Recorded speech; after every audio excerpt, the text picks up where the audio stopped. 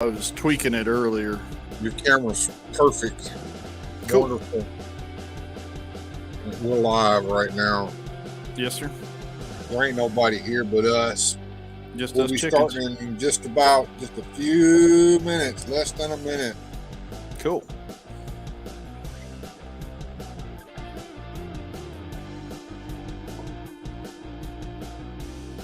You know, we got two over there watching us right now. Whoever you are, you two, go ahead and comment so we'll know who you are. One of them left. Oh, it's back to just you, Largo. Yes, sir. I'm on there. Oh, there's Motu Joneser. Good evening. Yeah, a couple people are starting to wander in. That's nice. All right, cool. If Anthony wants to come on, he can certainly come on, man. I'll be more than glad to have him there. Okay. I don't have a link to him, but I can send him a link here in just a minute. We're fixing to start the show, folks. Here we go. Begin transmission. This program is intended for mature audiences. Parental discretion is advised.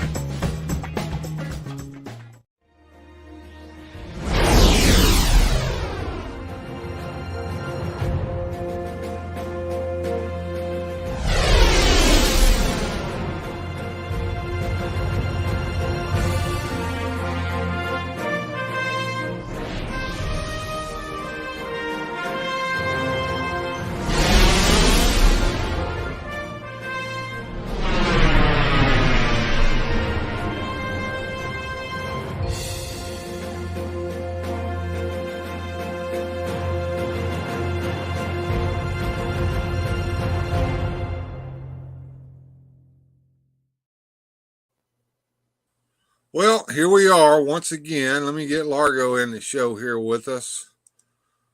Hey, Largo, Hey, what's buddy. happening, man? Another fun Saturday. I swear to God, and no AOM TV tonight. I mean, That is true. You got to find something going to do. through withdrawal symptoms. We've got to do something. We've got to have. I can't entertain anybody. I can't sing. I can't. There's no funny over here except for watching us screw around and mess up. But There is that. at least we have somewhere we can go and talk to each other. Let's see who we found in the chat there. Motu Joneser's here. Shaitan's Hammer's here. Wilhelm Toy and Hobby is here. And Motu's got his link, obviously. He says, give me a sec, he says. So that's good. Cool. Now, Shaitan's Hammer's good to see you in tonight. We'll talk about all kinds of stuff. Maybe some of the AOM crowd will show up. I don't see any of them yet, but maybe they will. I'm hoping. Well, how's your week been, Bill? How you been doing? It's been a weird week at work. Was it a weird, fantastic week or a weird, crappy week? That's an interesting question. There's been some fantastic things happen this week, but not a whole lot. Anyway, at work, we braze our parts, which kind of seals the cross drill where the insert goes. Nobody knows what I'm talking about. I don't care. But anyway, the braze machine has gone down because they have to basically rebuild it. They're replacing just about all the components inside of it. The braze machine is basically a gigantic oven. Okay, it melts copper into these steel parts so that it basically seals it up so that things don't get out of hand. Go ahead and bring Joneser in for me while I sit here and blah blah blah. I would love to. Anyway, Hey, so. Yeah, there he goes. He's all set up. Hey, Anthony, I'm just talking about what a crappy week I've had. So they take the brazier down. We got one pallet of parts that they made last week before they took the brazier offline. And I keep telling the guy at night, I said, look, slow down. There's no need in trying to make as many parts as you can anymore. I said, make 2, maybe 3 boxes. I can't do it. I just can't do it. You got to pace yourself. Well, I'm making like 2 boxes a day, and this guy's making 4. Okay, so I'm watching what we've got to work with for the week go down, down, down, down, down. And Thursday, Wednesday, there were 4 boxes left on the shelf, not counting the 1.5 that I had hid. Okay. Mm-hmm. And I told him, I said, 2 for you and 2 for me. And then somebody who didn't need to overhear that overheard it and went and told somebody else. Snitches get stitches and wind up in ditches.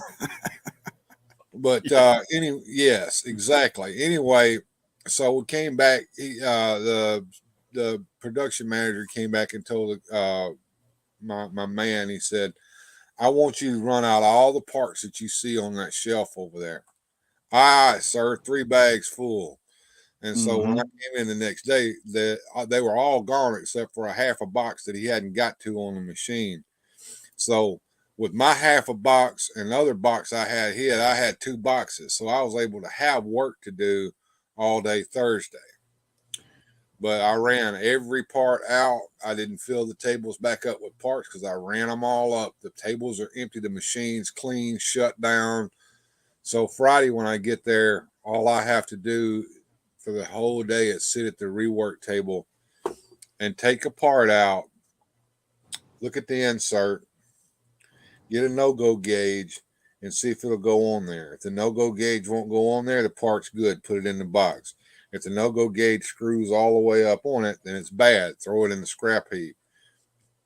I can't stand that. That is the most boring shit in the world.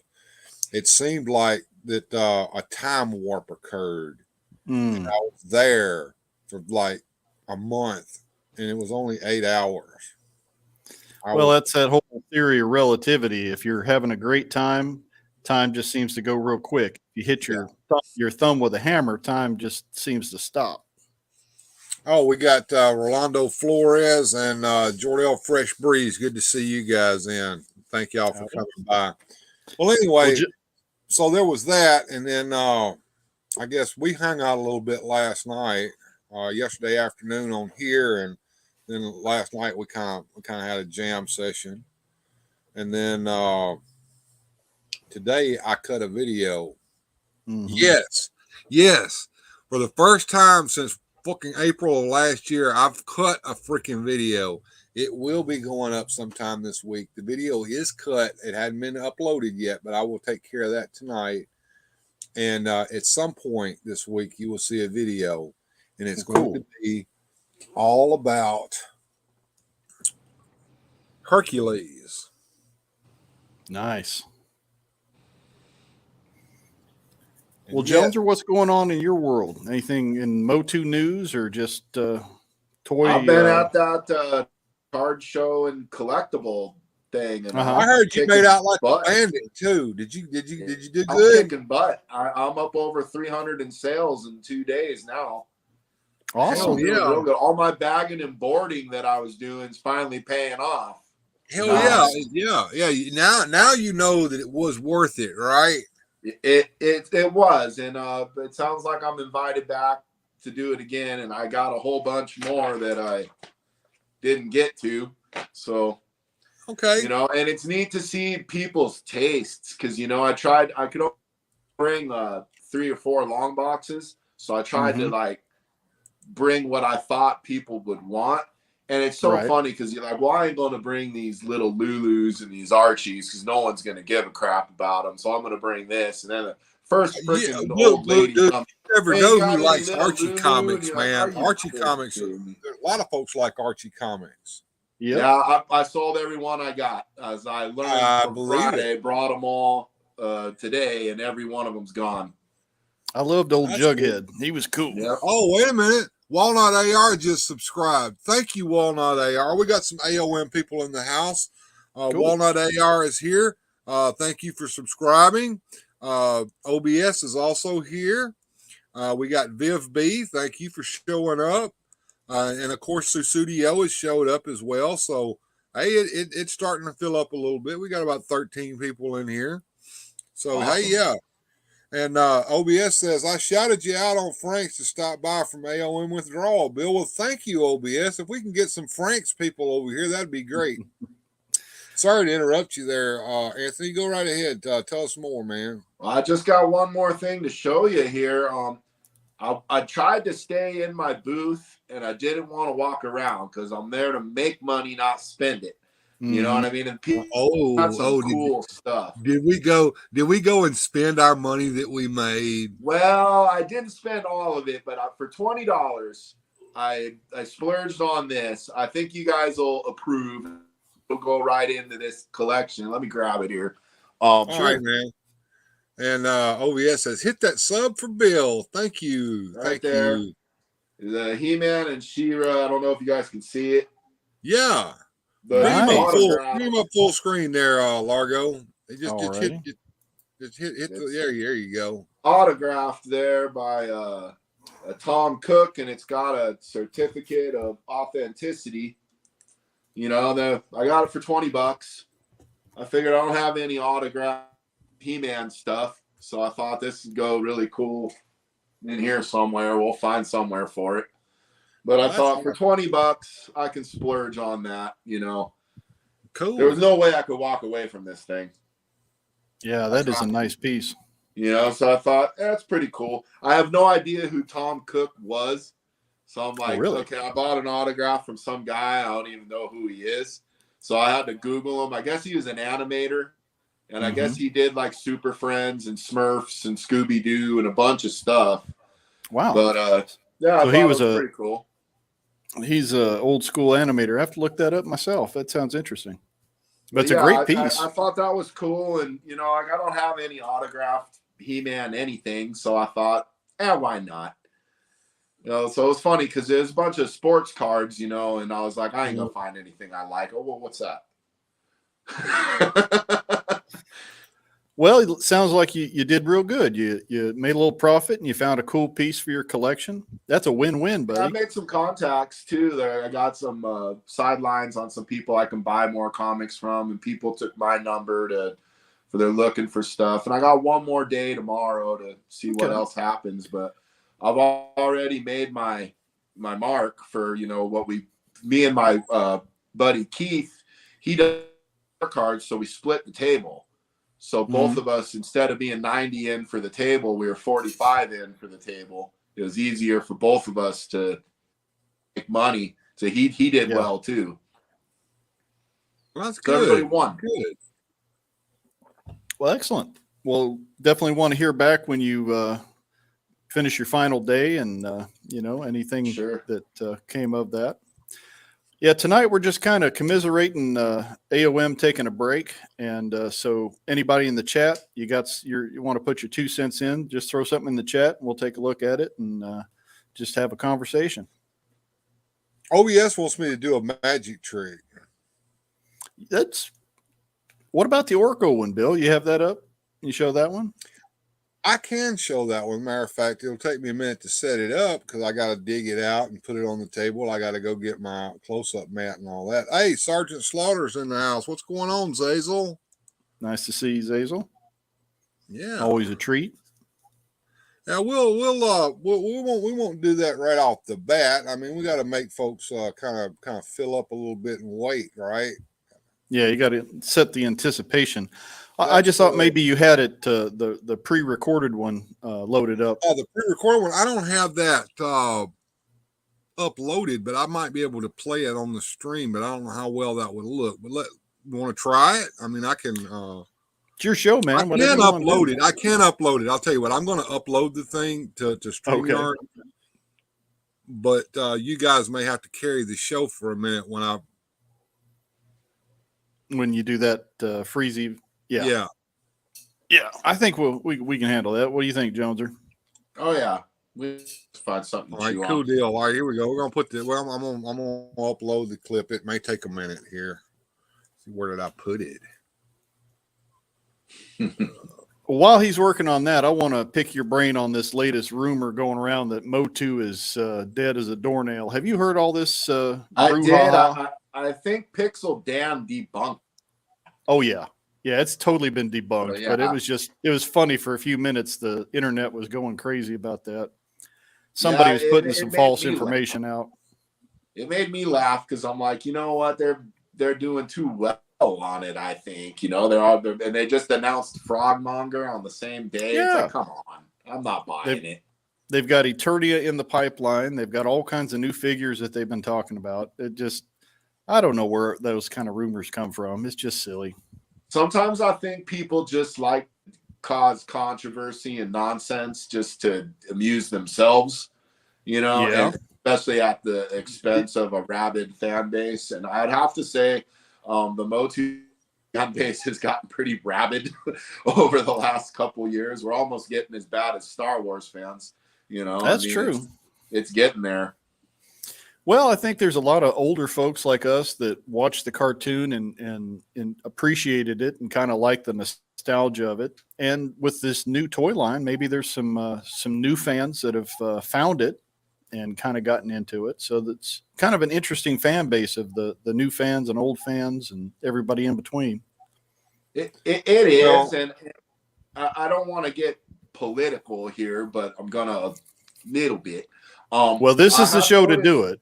I have noticed that sometimes people's political allegiances has decided whether or not they like certain versions of the I guess I'll just talk right at the elephant in the room. The Kevin Smith version of the Masters of the Universe seems to have, some people liked it, some people didn't, and I mean, I found it middle of the road. It wasn't what I wanted it to be. In fact, I'd have to say there was more I didn't like than I liked, but I also want to spin a negative to a positive, or to try to find some good in it. And I enjoy the toys. I enjoy the Masterverse toy line, so I'm thankful for that.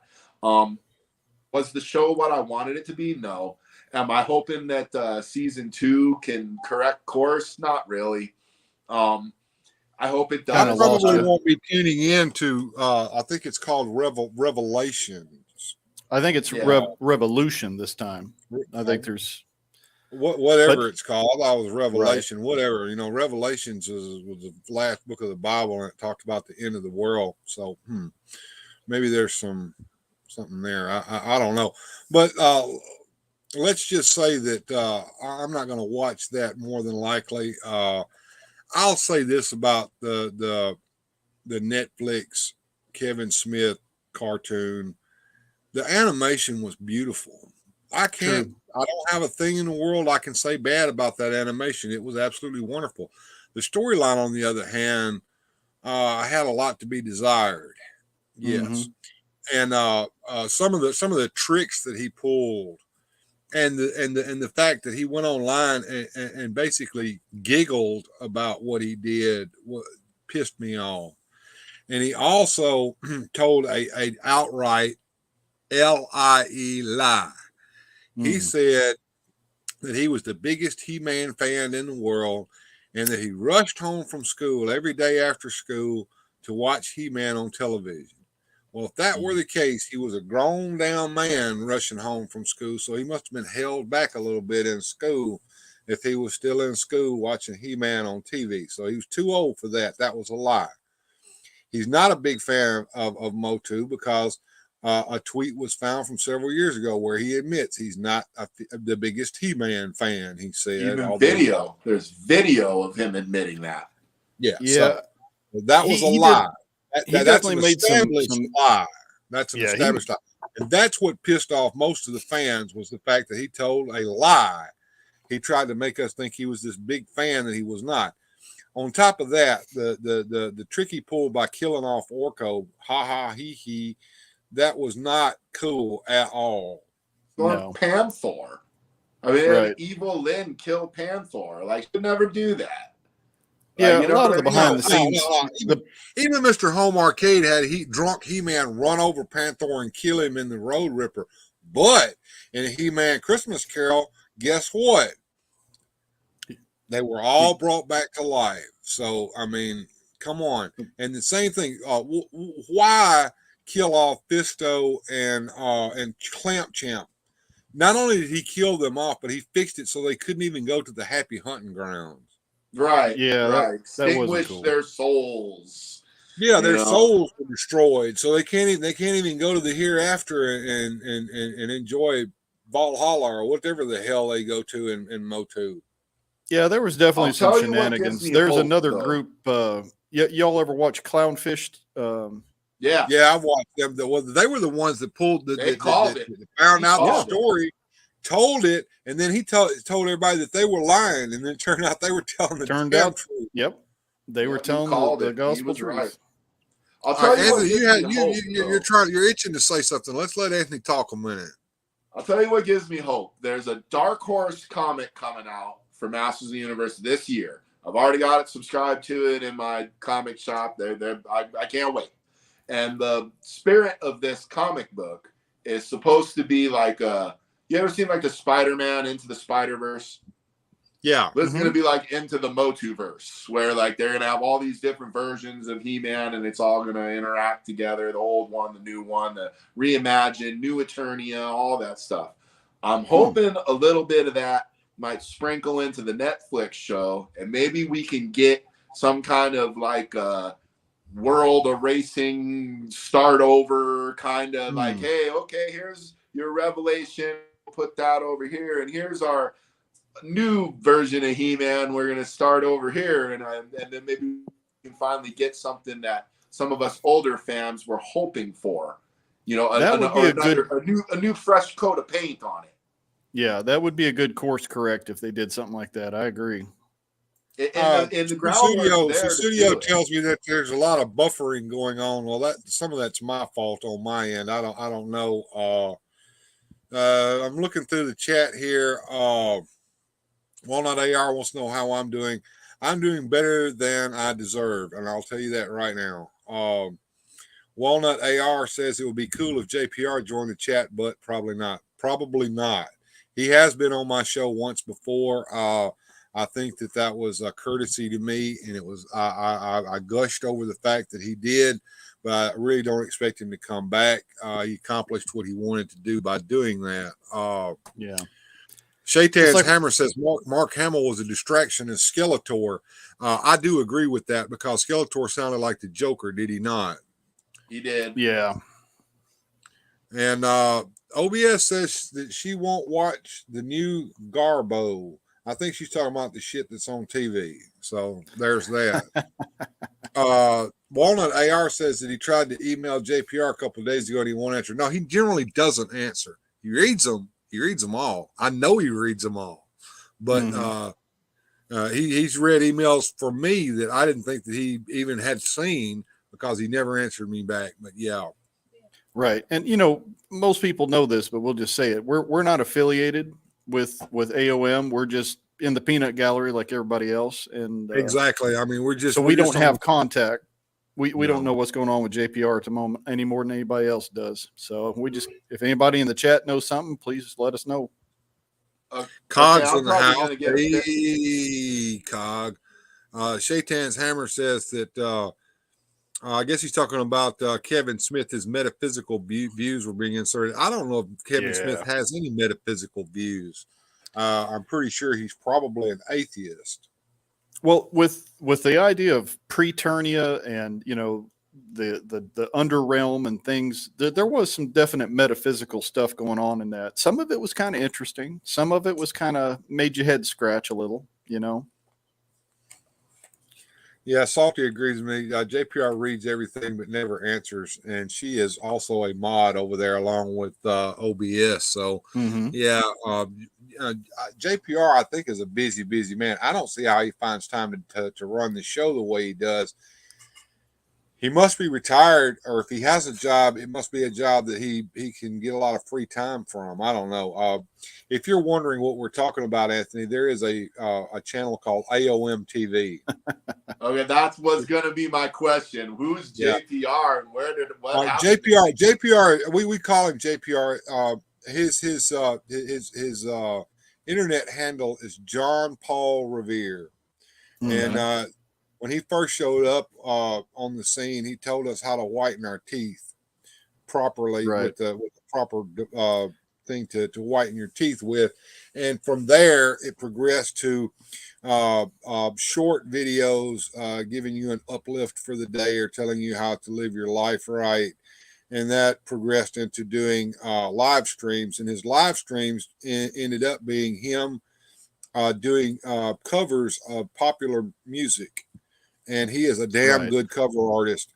And he's like the world's best video editor ever, because he has multiple characters in his videos, all played by him, all on screen at the same time. Oh yeah, Wow. That's a hoot. This is the Ancient Order of Men logo that he puts on the show. I got a care package for Christmas. I ordered for myself. I got a T-shirt and a sticker and a coffee mug and whatnot, because I'm a fan. So it's worth checking out. The chat's telling us all about it. OBS says comedy and music, yes. And Fence Sitter, Civil War. Those are a couple of songs that it's a song that he sings. It's a parody of Tim Pool.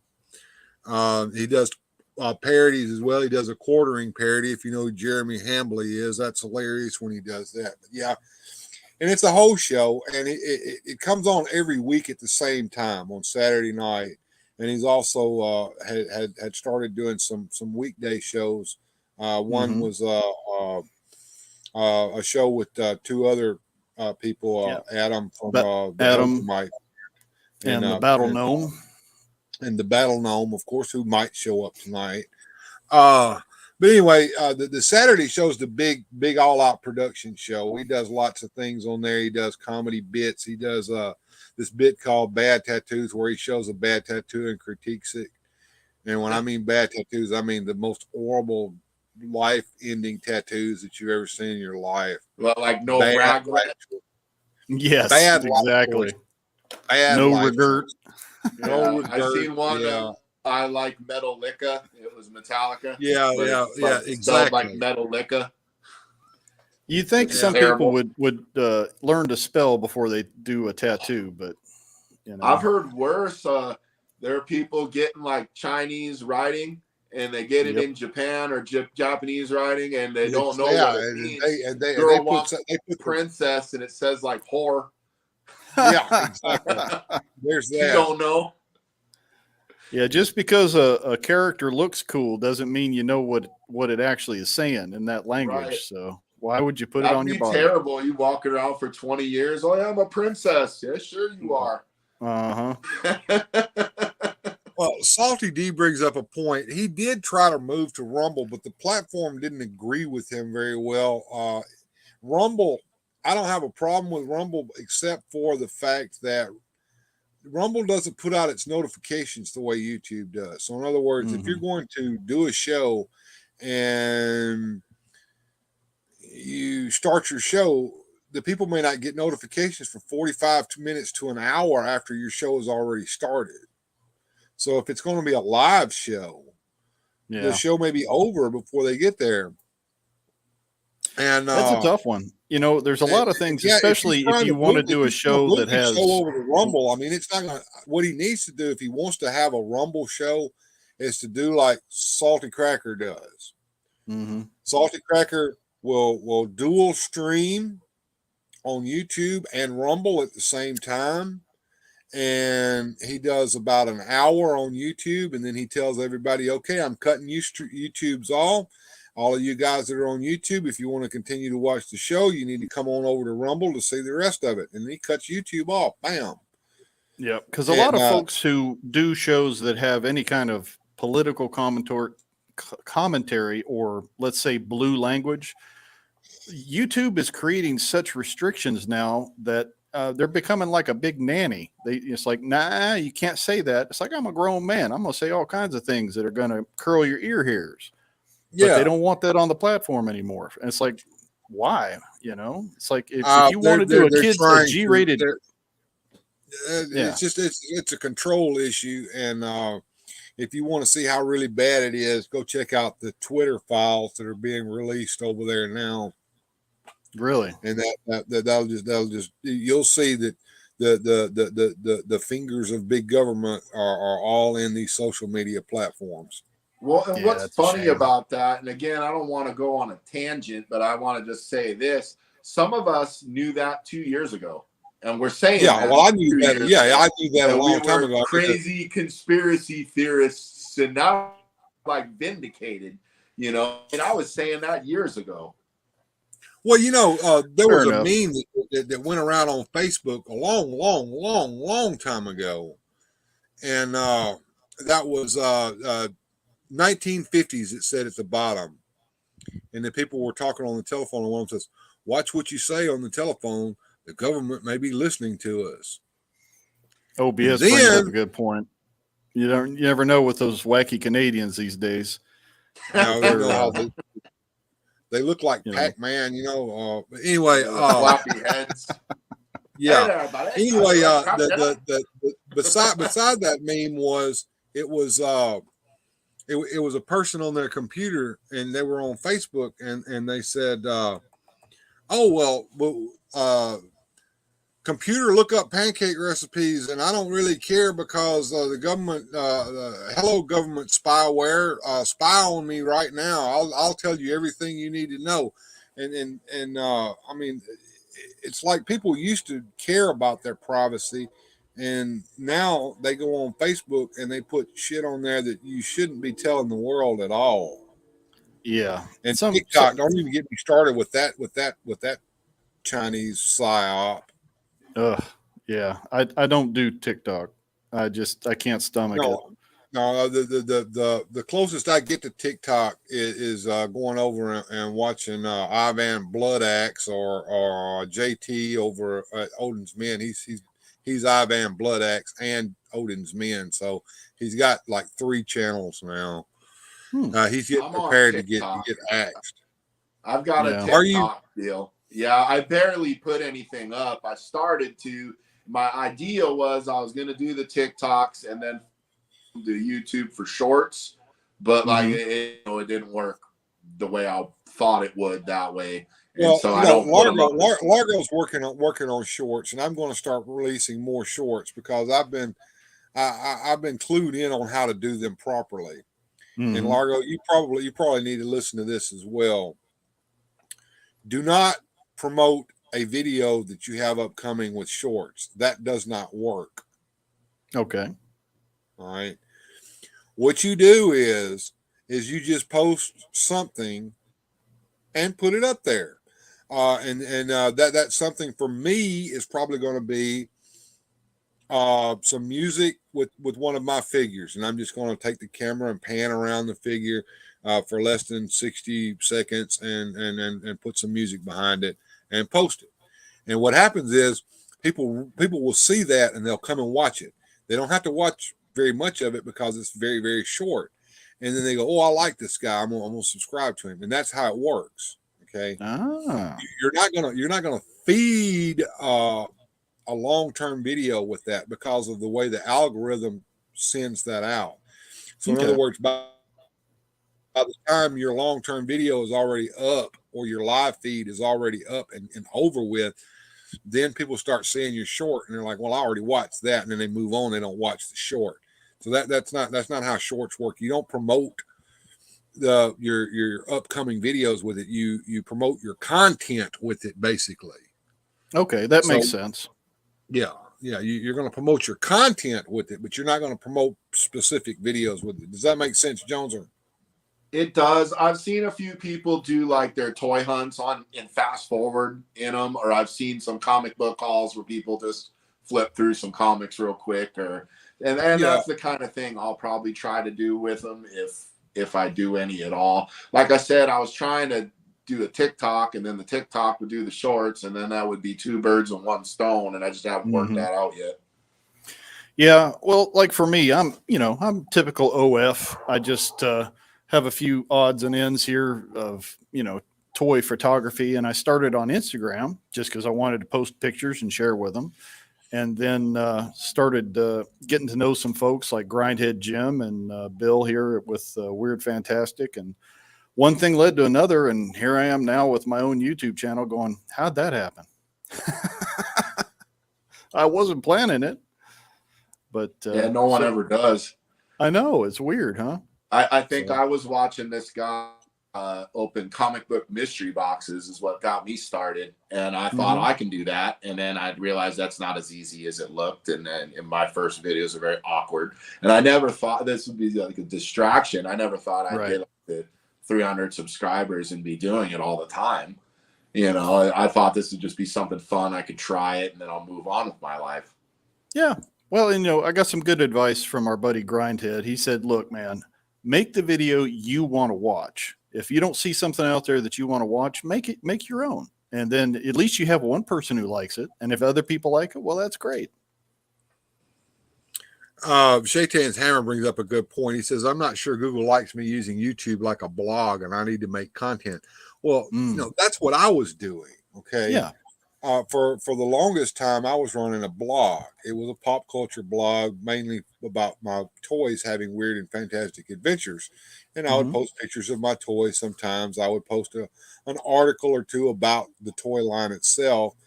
And sometimes I wanted to include a video. So I'd started a YouTube channel years ago with my Sea Monkeys blog, which is what this blog evolved from, so that I could post videos of my sea monkeys and stick them on the blog. I really wasn't interested in having a YouTube channel as much as having a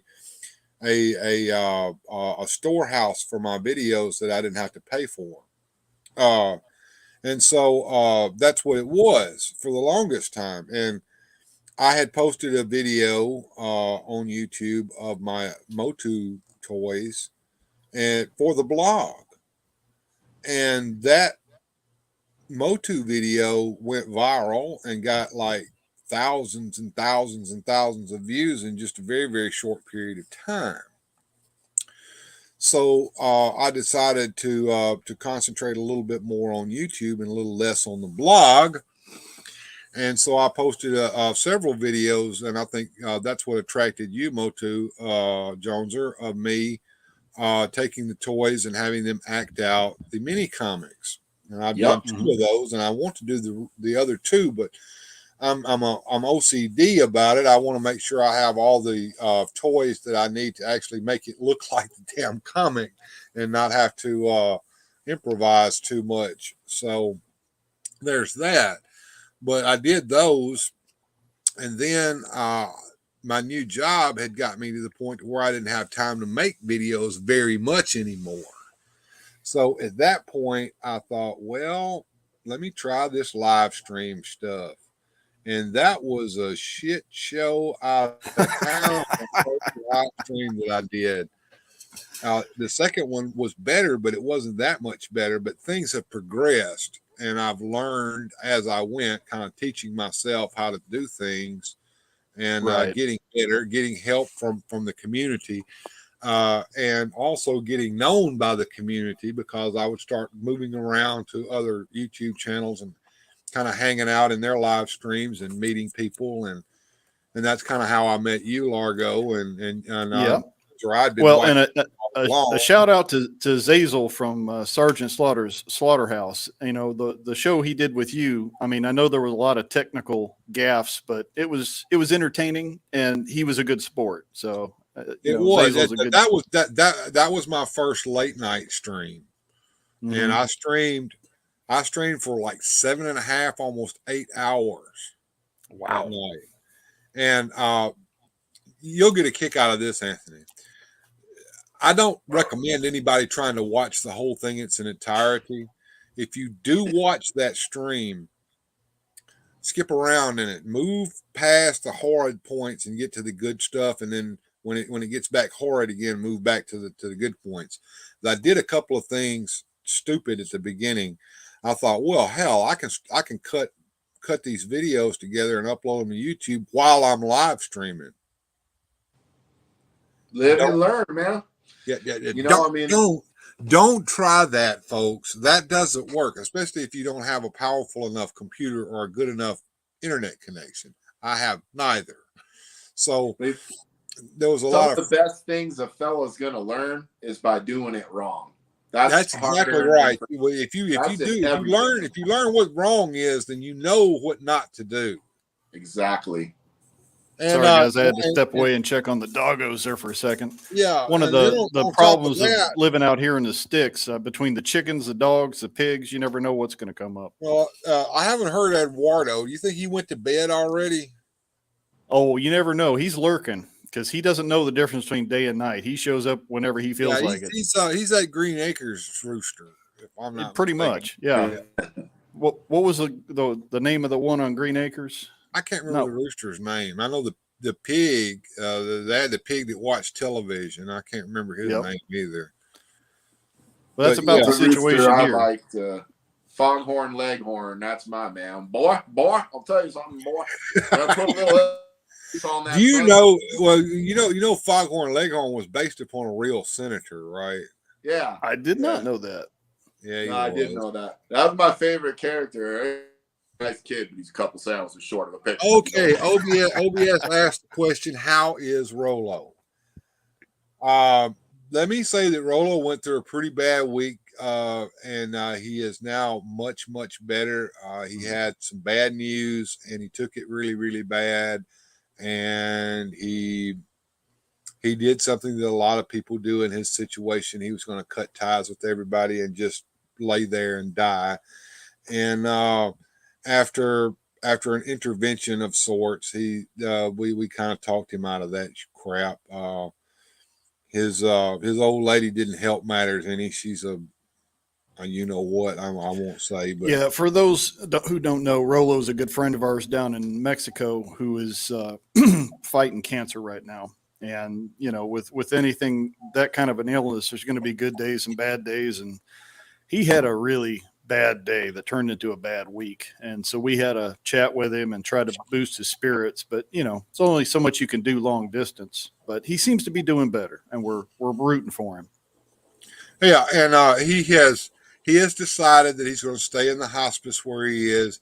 He's going to continue going to the doctor, and he's going to stay in contact with us and allow us to be with him.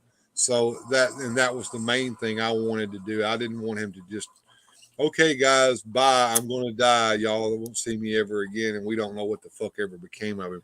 That's the kind of stuff that I can't deal with. I can't do that. If I love you as much as I love Rolo, I am not going to just forget about you and then not know whatever fucking became of you. I will suffer the pain of watching you go, but I won't. I'll deal with that when the time comes. But you're not going to make me deal with it while you're still fucking alive. No. Yeah, no, we don't do that.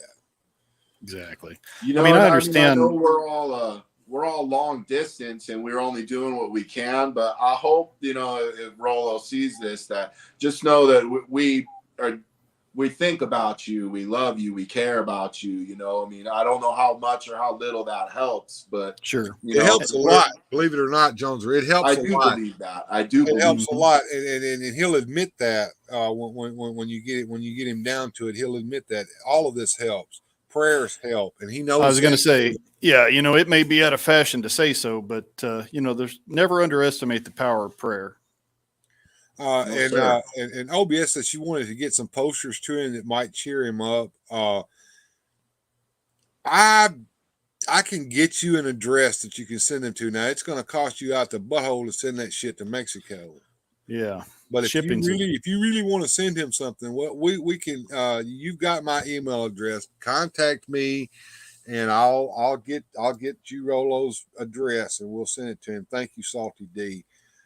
And any of that stuff, weird horror movies, Batman, he likes that. Any of that stuff would be great. Prayer is never out of fashion. You're correct, Salty D. That is it. And Cog says all power resides in prayer. It actually does. Speaking of prayers, one of my prayers is answered. My buddy Wilhelm got my message. I'm gonna he did. Let him jump in here. He's hanging out down there. All right. There you go. All right, there you go. That's exactly what we want to see. Hey, right. What's up, guys? There. look Is at it that, is Bill. it 420 in Florida already? The Look at 3D that, Bill. printer is up and running. Yes, is that true? Yes, Nice. that is your thing. This is the failed portion that printed yesterday, but failed halfway through. So, but just so you Now, can and see. there's Go ahead. that. There's that. The Mhm. failure. So you had one failure, but have you had any success? Yeah, this is successful so far. It's almost done. I don't know how many. Jones or Will is working on a piece for the Snake Mountain that Bill is refurbishing. Awesome. It is the blood falls that will go across the hinges on that. Mhm. Oh, beautiful, beautiful. Yeah. So And looking forward to the paint job. Will also has a collection of STL files that we found online, and some of them were free, and some of them, I think they were like $2 or something like Yeah. that. Will, and Yeah. one of them is, the little slime pit that's down in Snake Mountain right It just below. finished. Look at that. Hey, with the tentacles coming timing. out of it, and they made a 3D model of that went in the Super 7. You know what I'm talking about, Joneser? I do. All right. Someone took that Super 7 model, made an STL file of it, and then shrank it down so that it goes with the Origins figures or the vintage Vintage. figures to go in the Snake Mountain. Well, he's got that STL file. He's got Zodak's fucking chair. Hi, Yeah. OBS and Studio and everyone else in chat, especially Nightbot. He's my man right there. So I just got to say hi to Nightbot. Yep. But yeah, so many cool people here. I was over at the Grind Hey, Big Gym Hangout. everything's Plastic Collectibles and Reviews. Hey guys, hope you're all doing good. Just finished my live stream and seeing the notifications for yours. Thank you for coming by. I hung out with him the other day when he was doing his first live stream. He's got a channel that's been up and running for a while, but if one of you guys, Will, who's got a wrench, if you guys can put in a link to everything's Plastic Collectibles and Reviews, please do, so that we can promote his channel. Oh yeah, sure. And We'll do. Just trying to remove this brim here. There's a couple little dingleberries hanging on it, but this is the base.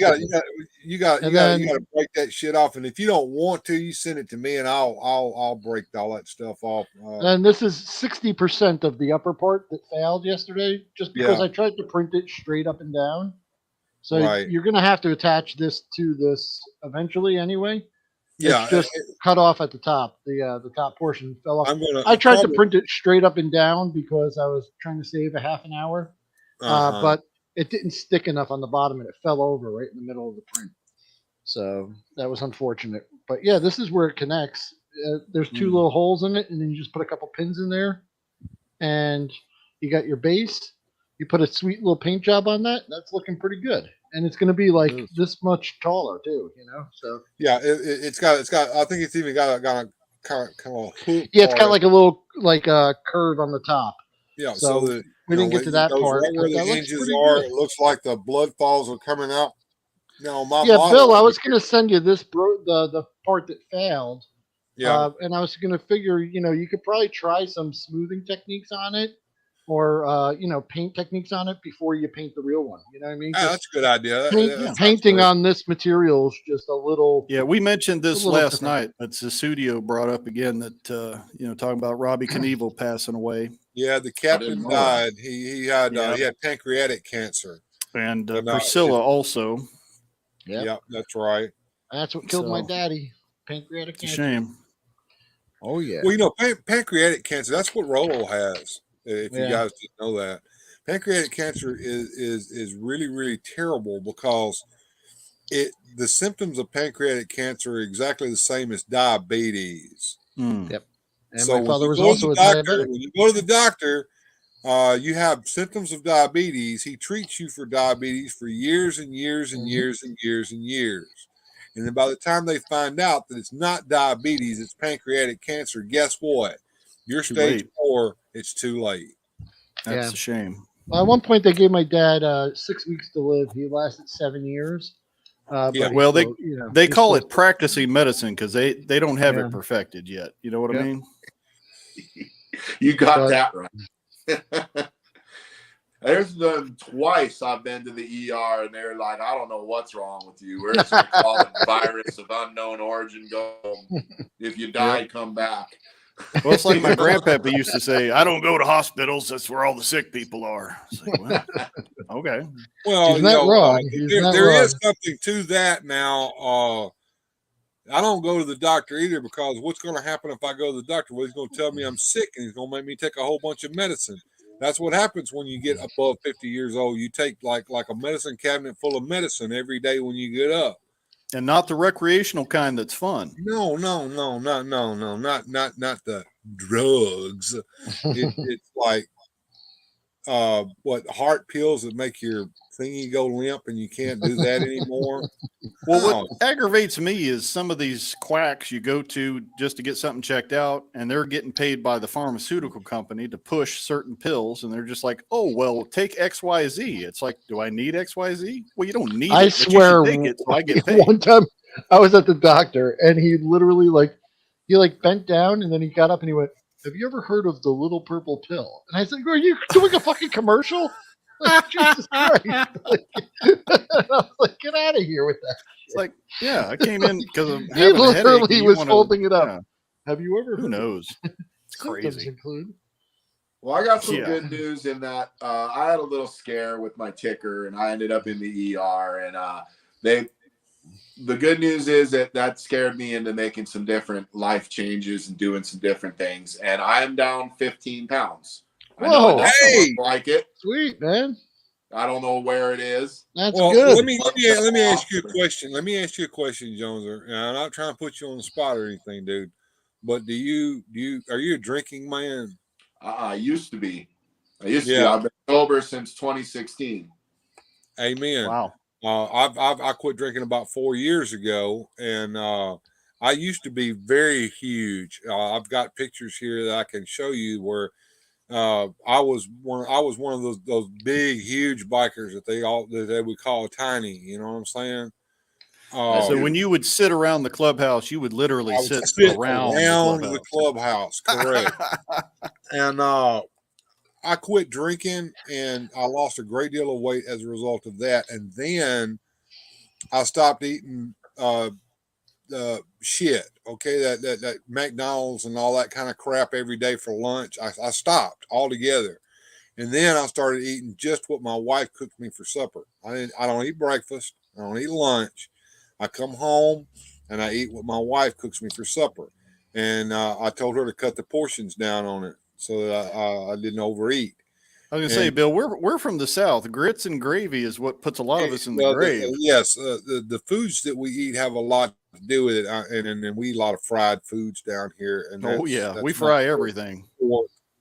But we've tried to eat better. I'm not going to say that we've changed our diet any. We're just all things in moderation.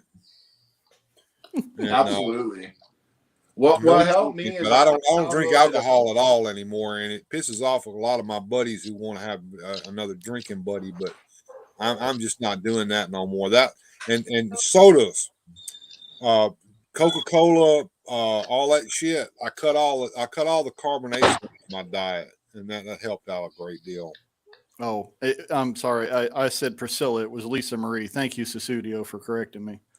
Yeah, and OBS says that she had alcohol poisoning when she was 18 years old. A lot of people have done that.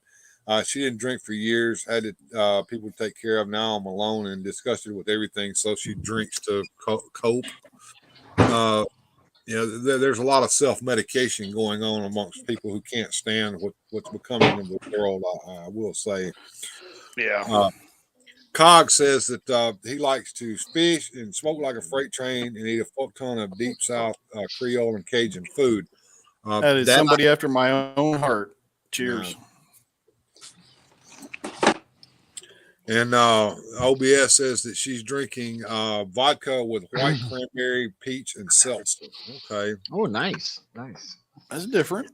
And yeah, I smoke cigarettes too. I told somebody the other day that I've got to keep at least one vice. You know, I'm married, so I can't womanize anymore or anything like that. I don't drink anymore. So at least let me have my cigarettes. Yep, vices are the spice of life, right? Or is that variety? I always get those confused. Yeah, Yeah. What Go ahead, go ahead, Joe. Joe. Come what on, helped Joe. me is I downloaded a calorie counter or a carb counter app, and not wanted to get all crazy and measure all my food with a cup or anything like that. I just wanted a rough idea of what the intake was so I could make some smarter decisions. And just looking, like most of the things, like we went to Arby's, and you can plug your sandwich in and your fries in, and you can look at what you got, your pop, you know, and you got it all figured out. Well, then I looked at that, I'm like, this is like almost half of what I was supposed to have for the whole freaking day right here, you know. So that's the point. All of that fast food, especially McDonald's, is the world's worst. If you look at the calorie count on that shit, one sandwich sometimes is all you need to eat for the whole day if you eat that one sandwich. Yeah, it's like that fella did that documentary, Supersize Me. He got himself sick trying to do that, eating McDonald's every day. Yeah, I watched that. As a matter of fact, the doctor begged him to quit. I think he had to quit before it was over with. He even developed diabetes while he was doing it. Diabetes. Yep. Diabetes. I got diabetes. And Cecilia says, don't forget my coffee and caffeine addiction. Well, yes, I do partake of the caffeine. And you, as well as all people, should know that after you reach a certain age, that if you do not get your caffeine in the morning, you cannot function. I'm a coffee man. Is one of the basic food groups. Yeah, if coffee, beer, and pizza for me. Before I got my coffee, I've even got a coffee maker right down here in the junk room, right beside me, making coffee as I speak. I love coffee so much. I moved to Guatemala so I could be where they grow it. Cox doesn't do fast food. The guy just shows up at your window every morning with a fresh cup. Yeah, and just hands it. Juan Valdez is just down the street. Yeah, he's got the sack over his back. Well, you know, my brother, I have a brother named Anthony as well, Anthony. My brother Anthony was telling me the other day, he said, you know, I didn't think there was anything to drinking coffee in the morning, you know, but one day I missed my cup of coffee before I headed to work, and I don't know if I was being an asshole or not, but somebody walked up to me and goes, Anthony, have you had your coffee today? Seriously. Oh, yeah. If I don't get my coffee, I am not a happy camper. This angry old now, guy. The same thing happens with cigarettes. I'll tell you a good story.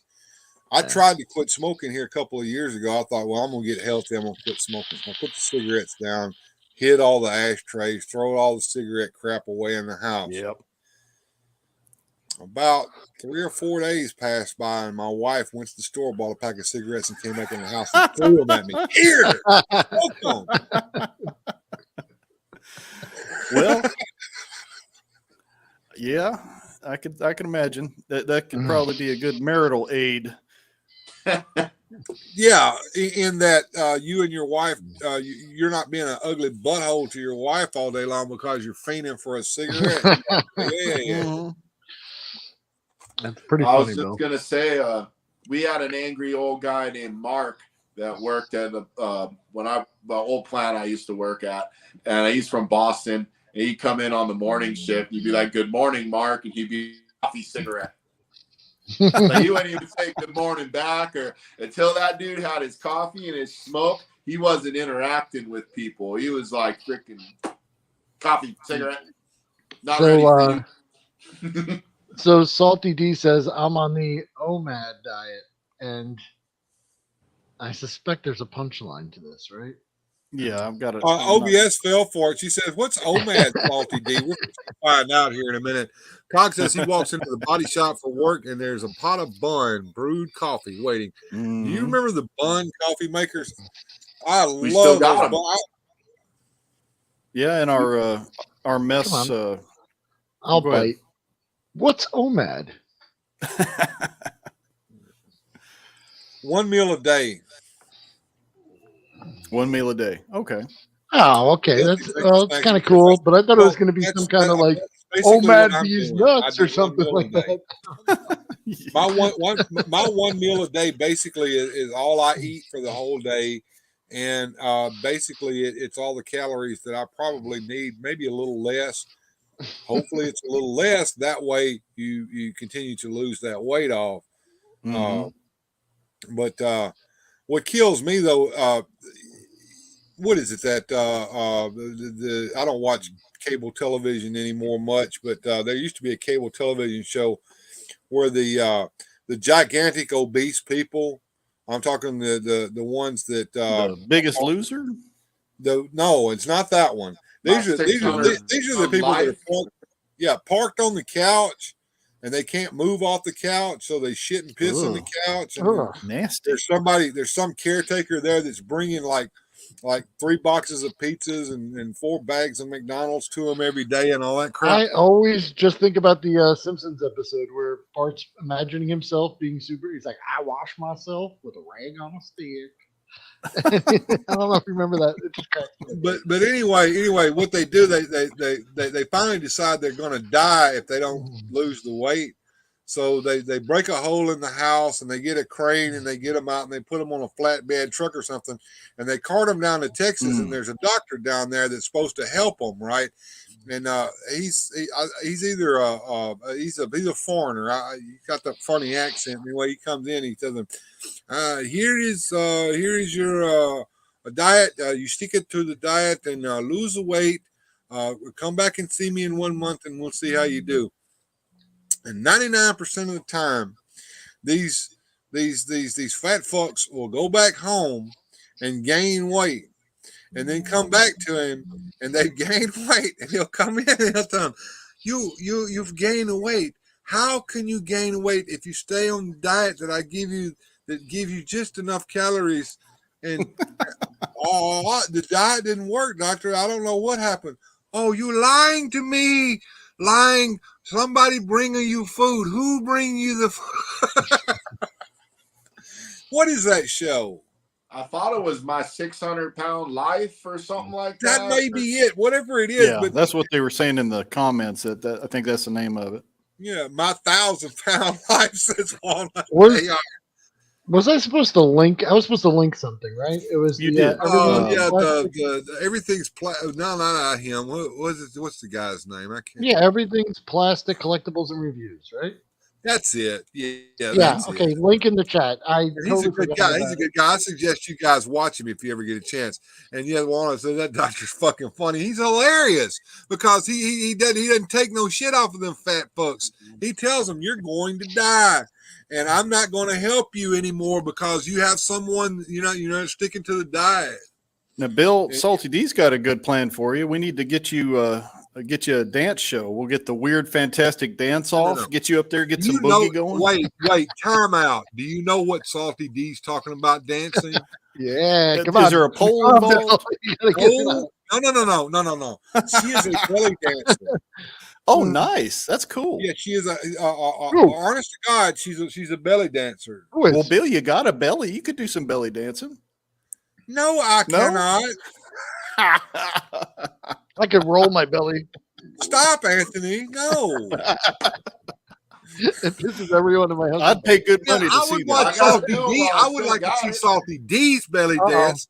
But okay, that would be better. Not anybody that's on the panel here now. No. We got Radical Mom in the house. You better just tone it down a little bit, Radical Mom. Hi, Radical Mom. Hi, how are you? We're not talking about ugly things. No, we're being we're not doing anything bad. And Salty D is confirming what I said. Yes, she is a belly dancer. That's very cool. And I think she's talking. I think she's talking to you, Anthony. What's that? She's saying you have great potential there. Yes, you got the moves. Yeah, you get the moves. I gotta work it while I still got it. I'm trying to get rid of it. Yeah, you guys were talking about the one meal a day. What I'm being told is not to do that, to light snacks throughout the day. I've heard that too. I've heard that with what happens with the lights. The light snacks all day long is the idea that if your body is going into fasting mode, that it will conserve calories, and that's not what you want to do. Oh, You so guys it's are a making timing me thing. hungry. I kind of want to snack now. Yeah, the other idea is that if you eat a cracker or an apple or something like that, then your body feels full and you don't feel hungry and you don't feel the desire to go and eat. That's the two thoughts on that. Okay. My thought is the same thing as Dr. Woods' face on the 1,000-pound life over there. If you eat less calories during the day, then it's necessary to maintain your weight. You're going to lose weight. Well, that makes sense. There's a dude at my work. He was 500-600 pounds, and he lost 100 pounds doing keto. Yeah, there's that Wait a too. second. You know, there's the what's that one where you eat nothing but protein and you cut all the carbs out. Yeah, so Carnivore. you know what? You guys might be onto something because I went to Dollar Tree yesterday and I bought a bag of gummy worms, some Swedish fish, some Fun Dip, and those really horrible marshmallow circus peanuts, and I ate it all. And I wasn't Ugh. feeling so good. And Then you went through it all up, and that's how you lost weight. no, I didn't throw any of it up, man. That's all delicious in my belly. But that could be what's causing. Yeah, there That may could be a what caused you to connection be a there. fat fuck. That might be what it is. I know what's going to kill me. It's You the eat sugar. you eat those circus peanuts? Do you really Listen, eat that nasty I shit? eat the hell out of those, and not only that. I bet you eat candy corn too, don't you? No, candy corn sucks. But Oh, I do. like are I you candy do addicted corn. to the candy corn? You like candy? How do you guys eat you that wanna see shit? That is the something most sick? nasty candies. You could get a whole bag of pixie sticks at Dollar Tree, and I will empty them into like a shot glass, and I will just Oh Lord. knock one back, man. You're gonna die. Oh You're yeah, just I gonna know. die. Okay, you're But it's gonna gonna be the die. most You're delicious killing death yourself. ever. It's so good though. My kids. All right, everyone- talk about nasty candy. Do you guys remember Boston baked beans? Ugh, Yeah, they're yes. terrible. Yeah. I like them too. You like the Boston baked beans? The Red They Hots? come in a They're kind of like box. Red Hots, right? They come in a box, they're little red candies. Yeah, Mhm. Boston baked But yeah, I beans. will eat even the those. What are those? You know what I like on the Fun Dip? Just the stick. I eat the sticks. I just chew on them. Oh my God! Look at the chat blowing up down here. Circus peanuts, Grandpa's Whole favorite. bag. I'm driving and I'm just Candy corn is amazing. like a disgusting monster. And I know Thank you. I Oh know yeah. I'm. Ooh. Oh, I know I'm a monster, but I don't care. It feels so good. Those gummy bears. Me and my wife talk about being good candy friends. Now, you have to have a good candy friend. Now, what that means is you have to like the candies that the other person doesn't like. So I make a lot of good candy friends with people. As you get that Halloween bag, oh, they got candy corn, they got Boston beans, like over here. You know? So you can divvy it up. Yeah. Unfortunately, I like the candy the other people like styrofoam. too, though. Will, do you see? Circus peanuts are flavored styrofoam. I agree. Peeps, I hate them peeps. Those are gross. Them little freaking chicken marshmallow peep things. Yeah, the bunnies and all that. Yeah, Yeah, I don't no, go thank for you. that. I don't go for. Well, Yeah, that all ain't right, for me. Mike, you remember? I'm with OBS. I like the little gummy bears. Those are okay. But I like gummies. Not every I like once in a gummies, while. but I don't like the sour worms. I don't like them. No. Reese's Yeah. peanut butter cup. That's my jam. That's Oh, a good now I treat. can go for that now, and I like the ones that they're making now. The ones that are like this thick and that big around. Oh man! But all things in moderation. Right. What do we fun Just dip? in case you think I'm joking. He's proving to us what he eats. This is one I bought for my son, but he said he's on a diet where he doesn't eat sugar anymore, so they're mine. And this is what's left of the Fun Dip. I can see it now. I can see it now. I bought you a snack, son. I can't eat that, Dad. Well, if you don't want it. Yeah. And, Yeah. That's like when you buy something for your wife, knowing she ain't gonna want it. It's like, well, I'll take it if you don't want it. the Yeah, well, stick. Best part. oh, Homer, it's a bowling ball with your initials on it. Mhm. Well, if you don't want it. Yeah. So the Star Mix comes with everything. It's got the cola bottles. It's got the bears. It's got the cherries. It's got the sour worms or the snakes, the twin snakes. It's got the Listen, rings. do you eat It's supper? everything in one bag. Do you even eat supper? Yeah. Oh, Yeah. Lord. You're eating it now, aren't He's you? like Elf. He's got the sugar group, the syrup group, Yeah. the Listen, you can't mess with the dip. You got to just do like this. This is how you do the dip. You just hit that like a. Fun, Bill. Oh, what are you, 9?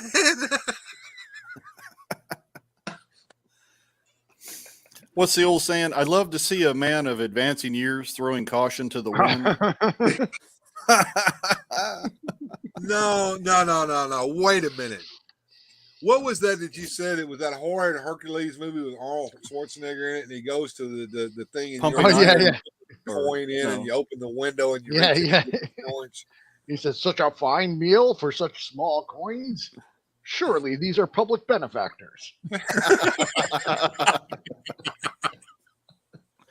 You like the gummy sharks are the shit. Yeah, they're good. They're good.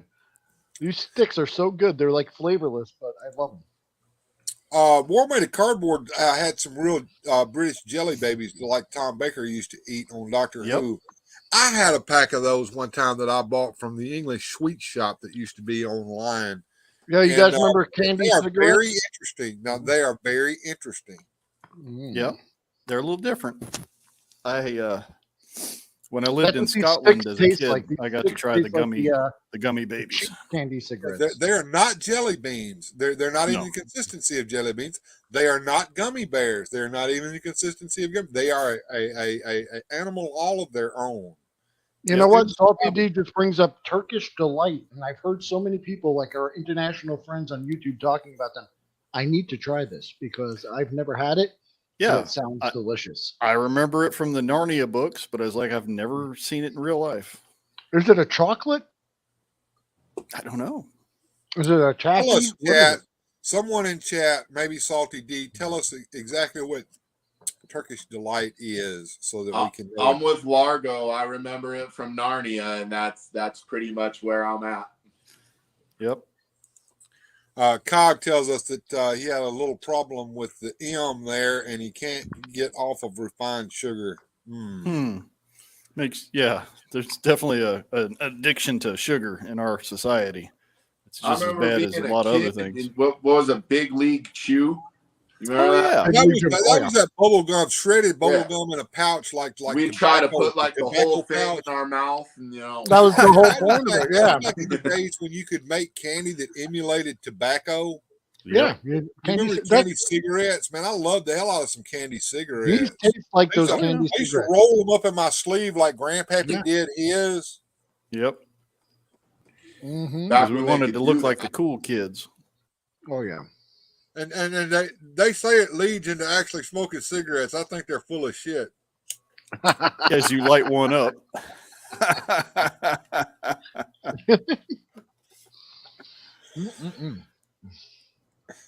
Absinthe is the drink of the Yeah, I'm gods. going to get some Turkish Delight. My I got to God. get some. Isn't absinthe made out of something poisonous?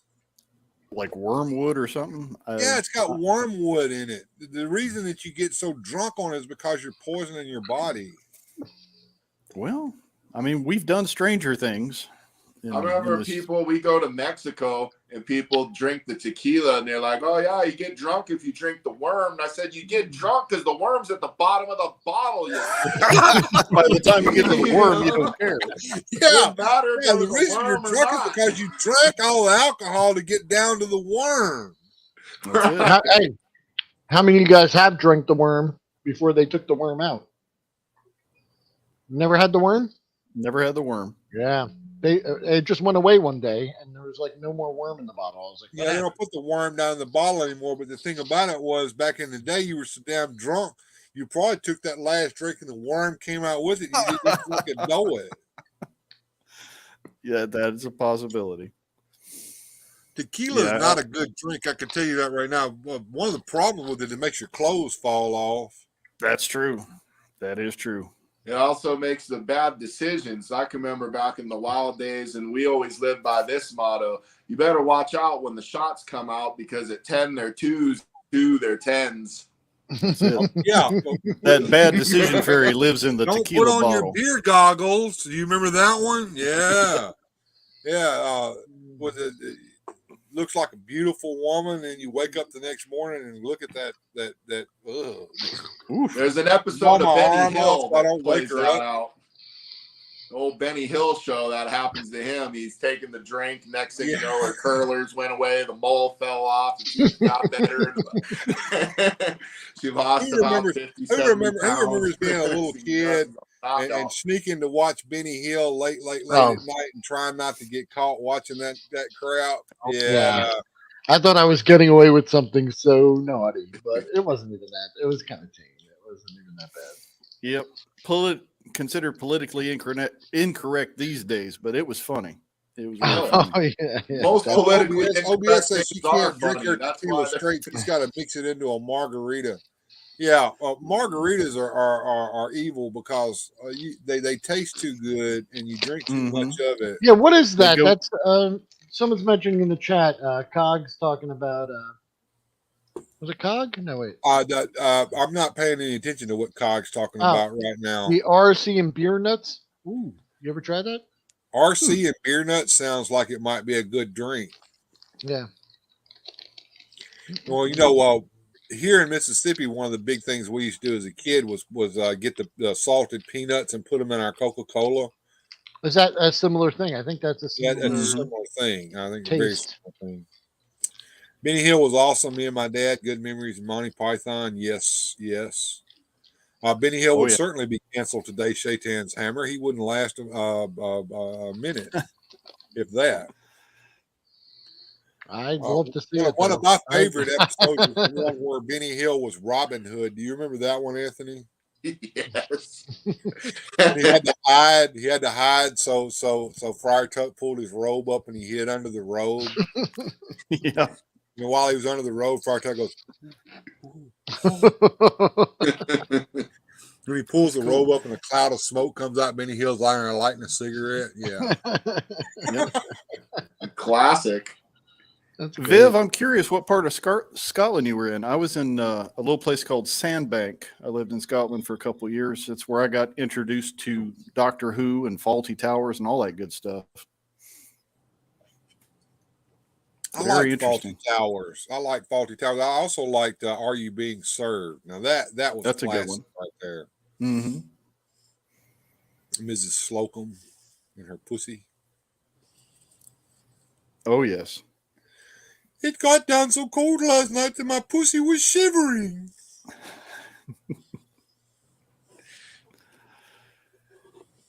Yep. Stop and think how dirty Rowan and Martin's laugh-in was. Yeah, there was a lot of innuendo in that show. They got past the censor somehow. I was a big Married with Children guy. I watched Yeah, I like that show too. I really like that show. They wouldn't All the way fly to the bitter nowadays. end, it was good.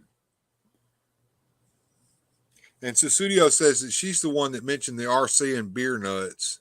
Mm-hmm. Down here, RC Cola, RC Coca-Cola, as we would call it sometimes, was always a favorite to drink while eating a moon pie. Anybody remember moon pies? Oh, yeah. Yep. Moon pies were real popular where I was growing up. They make moon pies in Chattanooga, Tennessee, if I'm not mistaken. Excuse me. Yep, I believe so. And Cog says that here in Louisiana, we tend to do the 8-ounce Coke and peanut thing. Yeah. I like those, the banana flavored moon pies. Those were tasty with a Coca-Cola. I'll tell you something my son did that took me back. You guys might remember doing this as a kid or not. We went to the Burger King and we were getting the drink out of the fountain there. And he's like, which one should I do? And I'm like, I don't know. And he's like, well, I'm going to try one a little bit of everything. He did the suicide where he just that's put a shot what of we everything in there. The suicide. Oh my God. All of them. Yeah. Yes. We used to do that all the time. And You probably still do that, Will. And I do it all the time. Yeah, I still do it. But peanuts and I had a friend come visit me, and she had her kids with her, and we went to the store to get drinks. We were hanging out at the park, and we did one, and they never heard of it. They never heard of it. They were like, Really? "What's this?" And I'm like, "This is we used to do this when we were a kid." It was like, and it always tasted delicious because it was all soda. So it was, you Oh, never that really was get it. sugar. It was pure sugar, and that's why it Yeah, tasted good. Now, here's what I remember. Now, talking about cheap ass candy there, Wilhelm. Do you remember that in the Kroger store or whatever the store that you had, they used to have the Brock's candy display, and it was all these different. You pull up the thing, and you got the scoop, and you got the little striped bag. yeah. I used You to buy it by the pound. Yeah, candies out, put it in there. They don't have those anymore. I haven't seen that in years. yeah. It's because dirty little bastards like us used to go in there and take a handful. Why, I never would have done a thing like that. Oh, cool. Viv was in Glasgow. I've been to Glasgow. It's pretty nice. Yeah, South Someday. Africa? I would Wow, like to it's from all over the challenge. world. Aberdeen. Wow. To travel. Yeah.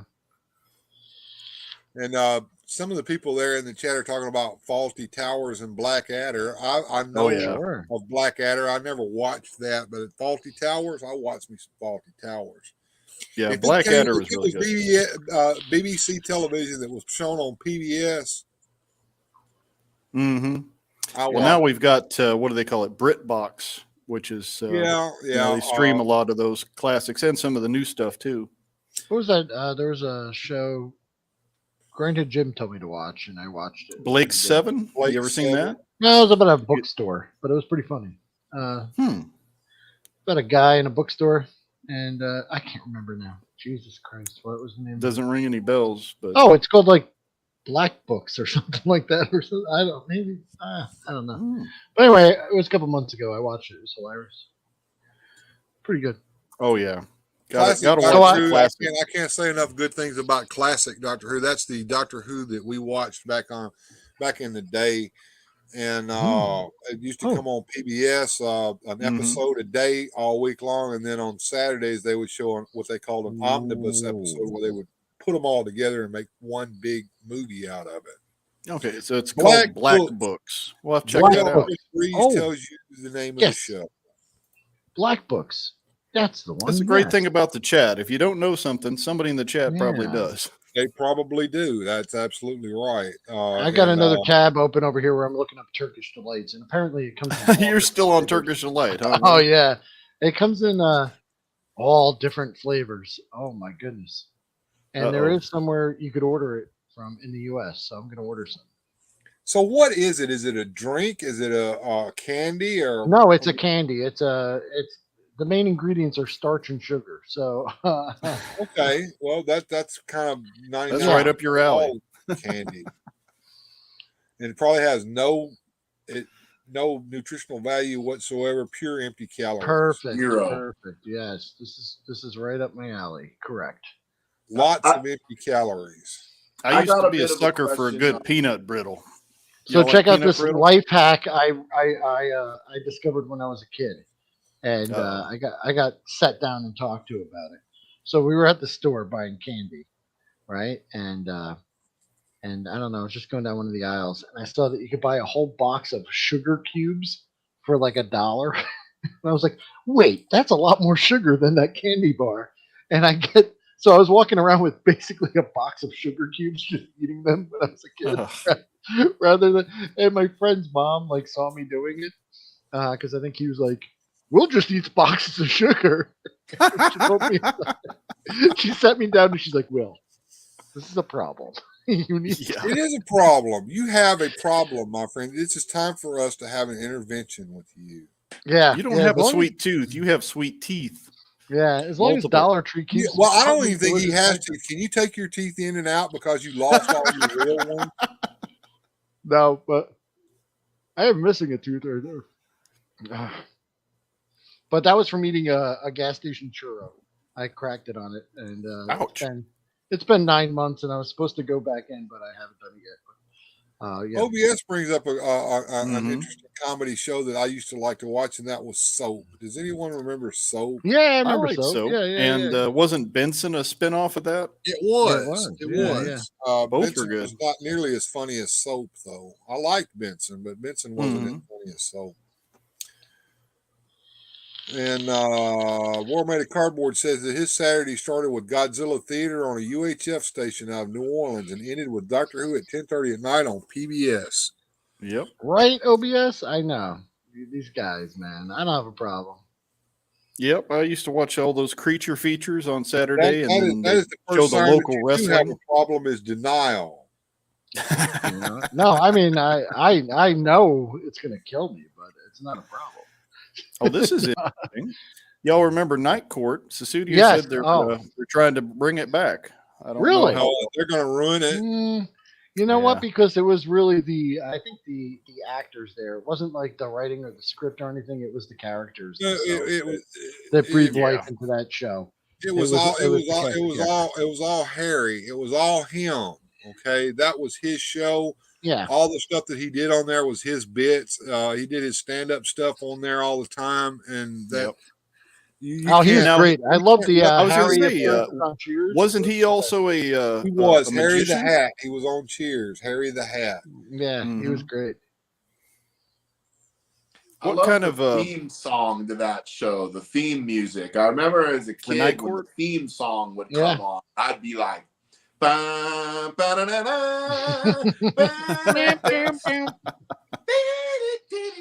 if you're a fan of Harry Anderson, he did several specials where he did his magic. I remember those.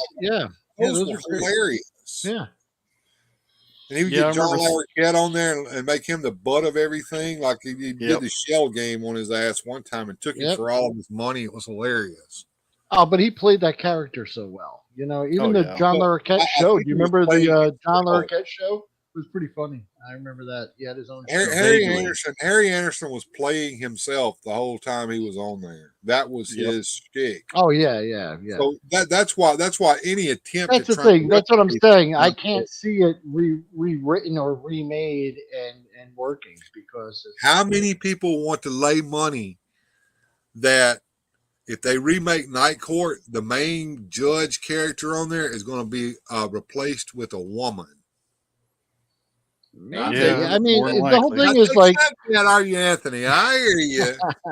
Boba Hicks. I have nothing wrong with women, okay? I really don't.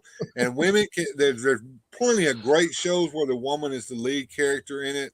There was Law and Order, where the lady came in and then she became, she was a detective and then she became the captain or whatever. Nothing wrong with that. But when you start replacing established characters like that's when I start to get a little, Yeah. WKRP is another good one. There's got to be. I mean, it hasn't worked yet, so but I swear to God. Harry's daughter is the judge. Oh, that might be interesting. I swear to God, I thought turkeys could fly. Yes, that was a great episode. Will Boba Hicks is wondering what you were printing. Oh, well, that's funny you should ask because over in the Hangout, it became a kind of a meme.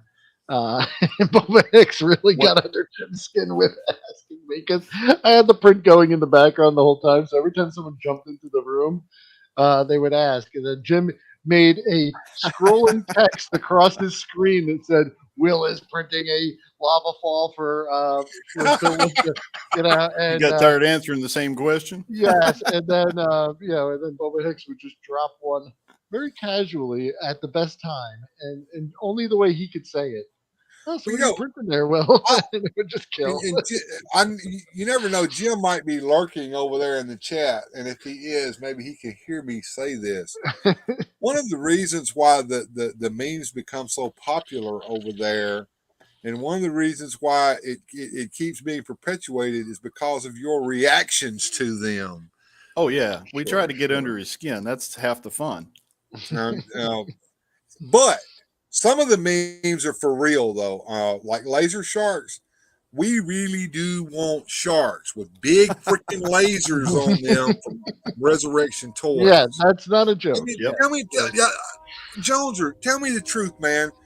If Resurrection Toys made a shark with big giant freaking lasers on his head, wouldn't you be all over that like white on rice? If it was a bath toy that worked, oh yeah. Hell yeah. Laser sharks are the bomb, man. And they'll work in your Motu display too. Hell yeah. Hey, I'm not trying to let the cat out of the bag or anything, but I think that they really are working on laser sharks. Mm-hmm. They could be. This could be. Not only that, but it's going to be really, really cool laser sharks, because I'm hoping that they're going to be like Motu size, but they're going to be walking around laser sharks, like land sharks with lasers. Hey, Bill, can you make me big for 1 second? Sure. With all that candy you're eating, you're making yourself big. All right, folks, just so you know, I have it from, this is Wilhelm Toy and Hobby. I am a professional in the toy industry, and I've got it from a reliable source that a reliable source just informed me that Masters of the Universe are being canceled and replaced with laser sharks. You heard it here first. Oh, wow. Boo this man. Somebody get the hook. Where'd he go? Yep. Oh, man. You're canceled. Boo this man. I thought that was my big moment because I had a reliable source. So I cited a source, so it has to be true. Three independent sources. Sharknado is real. Hey, that's right. I'd rather believe in that than like some things out there. I do have a question for Jim Largo there. You guys have many times had spoken about Doctor Who, and I've never really watched.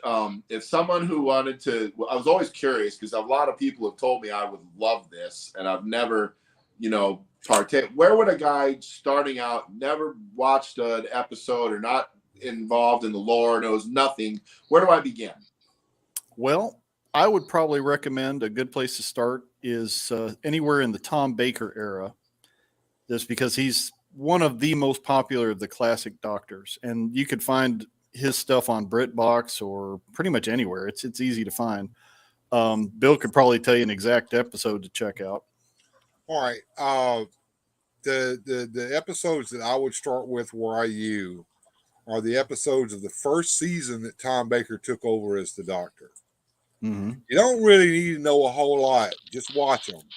The premise of the thing is that the Doctor is a very ancient being. He is a Time Lord.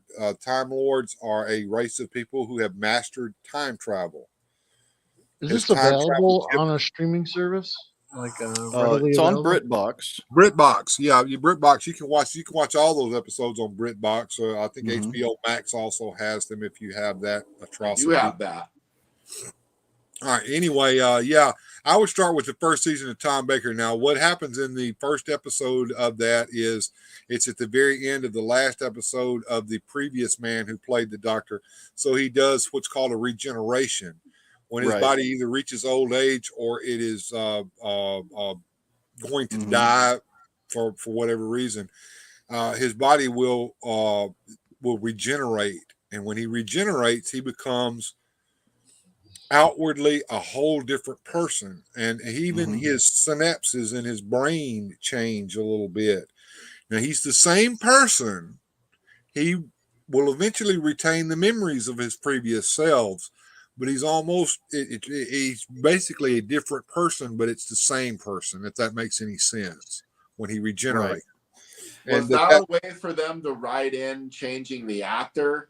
That happened with Bill Hartnell, who was the very first Doctor, who reached an age to where he could not maintain the rigorous schedule of filming, and he also was suffering from the inability to remember his lines. So he was getting older. It was time for him to go, unfortunately. And they wanted to keep the show going, and so that was one of the ways in which they did.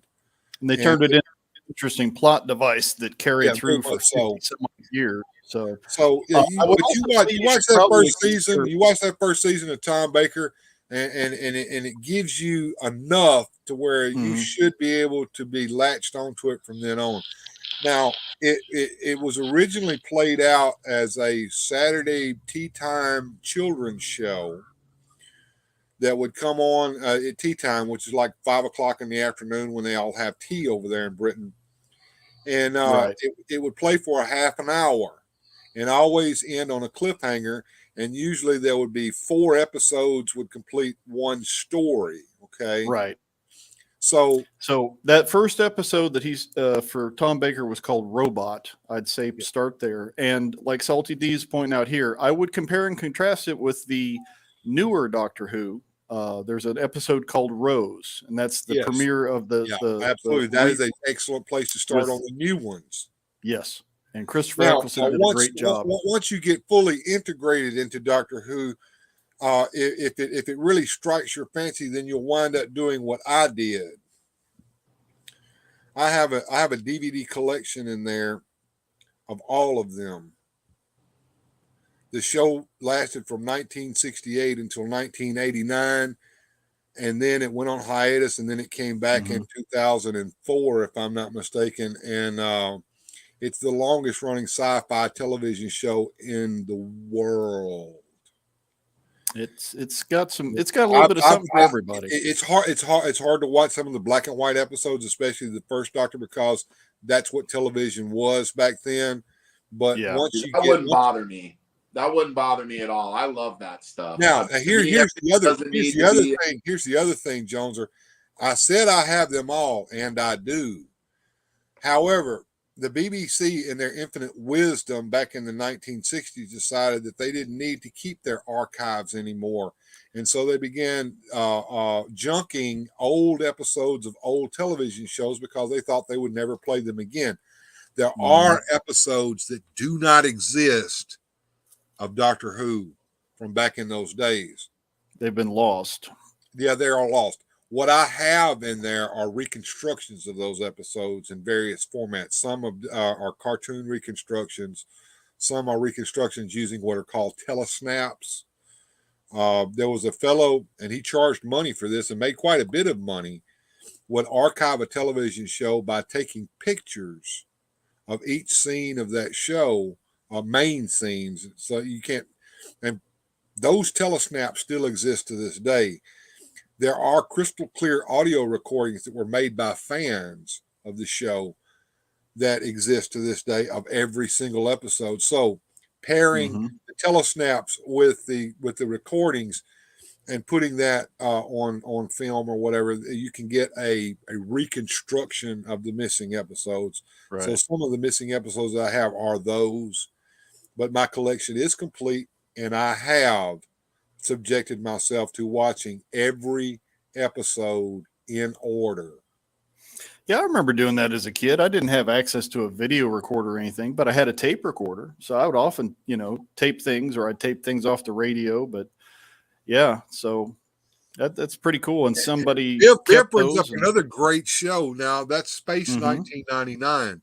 I remember that they showed that as a television movie over here in America. And as a child, I understood absolutely nothing of what I was watching, but the spaceship was cool. And I remember wanting a toy of it. Yeah, the Eagle. I wanted that toy really, really bad. Never got it.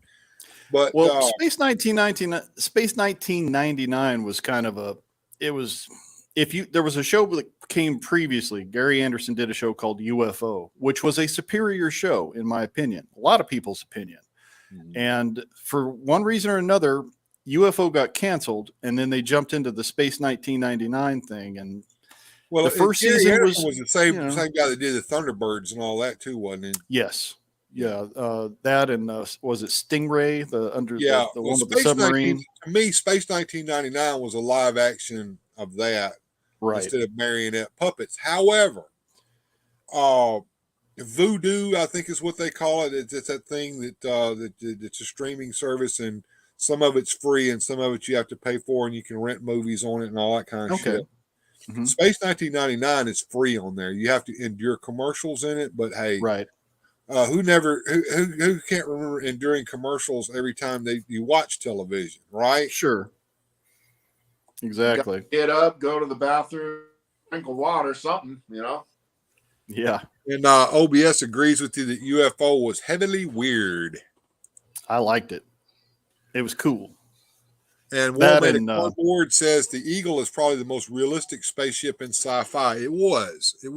yeah. It had this moonlander vibe going on about it as well.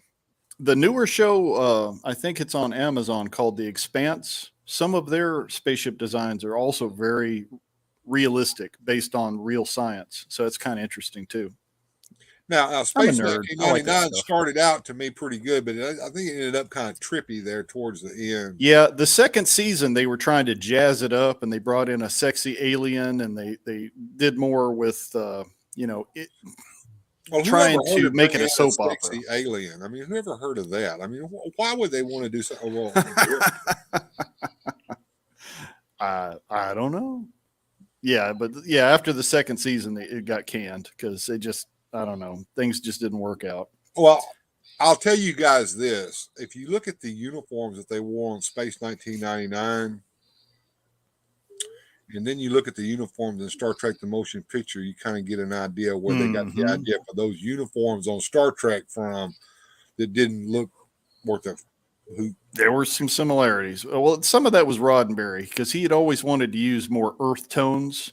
But when they were filming for CBS for the original show, they're like, "Look, man, we've got color television. Put primary colors in, so this will show up on Every people will buy television a show TV." had all those bright colors in it. If I remember, especially when they moved over to color, yeah, Sure. they look, they jazzed it up at that point. Hey, colors out. We got to make Yep. everything in these bright, Technicolor. Technicolor, in Technicolor. Ding, ding, ding, ding, ding. So OBS was saying back in the day when you had to get up and change the channel. Now, who That's what you have remembers? kids for. Who remembers this trick? In the back of the Yeah, I head. was the remote change the control channel. for my dad. who remembers that trick? Hey, Will, come in here. What? Yeah. Oh, while you're there, can you change the channel for me? Change the channel. Yeah. Yeah. I got one better for you. Okay, my brother Anthony, his dad was big into wrestling, right? So Channel 5 wrestling come on at 11, and after that was over with, Channel 6 wrestling was on. Well, Channel 5 was in Memphis, Tennessee. Channel 6 was in Greenville, Mississippi. So the antenna had to be turned toward Memphis to watch the Memphis wrestling, and then the antenna had to be moved and turned toward Greenville to watch the Greenville wrestling. And I don't fucking care if it was lightning and thundering and storming outside. Your ass was going to go get your happy ass out there and turn that antenna. And if lightning struck you dead out there, he didn't give two shits. You were turning that antenna toward Greenville so he could watch that second wrestling show. I love me some wrestling, man. I like it all. I watch the old stuff. I don't care much for the new stuff, but I do love the territory days. Anything you consume. I just got on Peacock, and they have the WWE network on there, which I don't care for their modern product, but they have all the Mid-South and Mid-Atlantic. Let me ask you this: do they have any of that those live studio wrestling shows from Channel 5 or Louisville, Kentucky on there that had Lance Russell and Dave Brown? I'll have to look. Do you know the name of the show or the name of the program? Jerry Jarrett owned a company called the Continental Wrestling Association, CWA. And I'll look for it. They had a television. They had live studio wrestling out of Channel 5 in Memphis, and they called it studio wrestling. Is what it was called. And basically, that was the promo for what they would show at the Mid-South Coliseum and the Louisville Gardens. Manly men in tights. That's wrestling. But a lot of what you saw in the WWE in the late 80s and early 90s were rehashes of stuff that they had already done in Memphis, Tennessee. Yeah, same they're just shtick. putting a little Yeah. new shine on an old gimmick. You know, So who are some especially when favorite Jerry- when wrestlers? Jerry Lawler Salty got over B's there. talking about Junkyard Dog. I remember Junkyard Dog. Y'all remember Hacksaw Jim Dugan? Yeah, another Hacksaw one. Jim Duggan. Now I'm telling you, talking about the JYD. Let me talk about JYD for a minute. JYD was he wrestled in Bill Watts's Mid-South Wrestling, Mm-hmm. which was That's what I'm watching right now. that was that Yep. that was that South stuff that from down in Oh, yeah. Louisiana, South Mississippi. That was Down when we in were Bayou. watching on Greenville. Okay, I'll tell you something that happened up in the Continental Wrestling Association, and I didn't know this until years and years later. All right, there was a guy he calling himself Sweet Brown Sugar. You may all know him better as the Birdman Coco Ware. Okay. Sweet Brown Sugar was in Jimmy Hart's faction known as the First Family. And he had finally started losing his matches, and so Jimmy Hart was throwing him out of the First Family. And he finally got to the point where he lost one of those loser leave town matches, so Coco Ware had to leave town. And then next week, Stagger Lee showed up in a mask. Now, Stagger Lee. Yep. let's forget the fact that he had the same physique as Coco Ware. He had the same facial structures under the mask as Coco Ware. He was the same height as Coco Ware. That was not Coco Ware because he had a mask on and you didn't know who he was. He was calling himself Stagger Lee. And he even came out to the theme song, Stagger Lee, you know, the Stagger Lee song. And he was, this was a gimmick called Charlie Brown from Out of Town. Yep. Right? And what's interesting about the whole thing was that before Stagger Lee showed up in Memphis and it was Coco Ware doing it, Junkyard Dog had already done the very exact same thing, even calling himself Stagger Lee down in Mid-South Wrestling. And Jerry Jarrett, that's Jeff Jarrett's dad, Jerry Jarrett just copied the whole shtick. They did it again. They did it again in the 2000s with Hulk Hogan. With Hulk Hogan, Mr. America. It was the same. Let me take a second thing. here, guys. Our buddy World Made of Cardboard is going to have to bail. His phone's about to go out on him. Thanks for joining us tonight. All right. Appreciate it, man. You come back and see us, man. Matter of fact, we only got about 15 more minutes of this shtick anyway. So. Yes, sir. The Ducks are calling. And Stagger Lee is a good song. If you haven't ever heard the song Stagger Lee, it is a great song. Haystacks Calhoun. Well, I remember Plowboy Frazier, who you might all remember better as Uncle Elmer in the WWE. But I remember that Jerry Lawler was a bad guy at the time, and Don Bass was his manager. Yeah. And supposedly they found Plowboy Frazier out in a field, plowing the field, and he was pulling the plow himself without a mule. And I can remember that it was either Lance, it was probably Lance Russell's like Plowboy Frazier, why are you letting Jerry Lawler and Don Bass just run all over you like this and look at all these pretty rings that they bought for me. And he had all these little Cracker Jack rings on his fingers. Looked like came out of a Cracker Jack box. But the most hilarious thing that I ever saw them pull with Plowboy Frazier. Plowboy Frazier had been suspended. He had done something to get himself suspended, and he was no longer allowed to wrestle because he was suspended. So Jimmy Hart came out and he was doing his shtick. You know, he was upset. He was mad that they had suspended Plowboy Frazier, but he had somebody to replace Plowboy Frazier. And they played the William Tell Overture. And that tells us all that the Lone Ranger's coming out. Yes, the Lone Ranger is coming to wrestling. We're going to see the Lone Ranger. Out comes Plowboy Frazier with his tiny little domino mask on, big white hat, and his onesie is powder blue, just like the Lone Ranger. He's got this little red bandana tied around his neck, and he comes out, and Lance looks at Jimmy Hart, and he goes, "Oh, come on, Jimmy. Everybody knows that Plowboy Frazier." And Jimmy Hart said, no, that's not Plywood Frazier. That's the Lone Ranger. Listen, Plywood Frazier had a deep, gruff voice. Listen to this guy. I'm the Lone Ranger.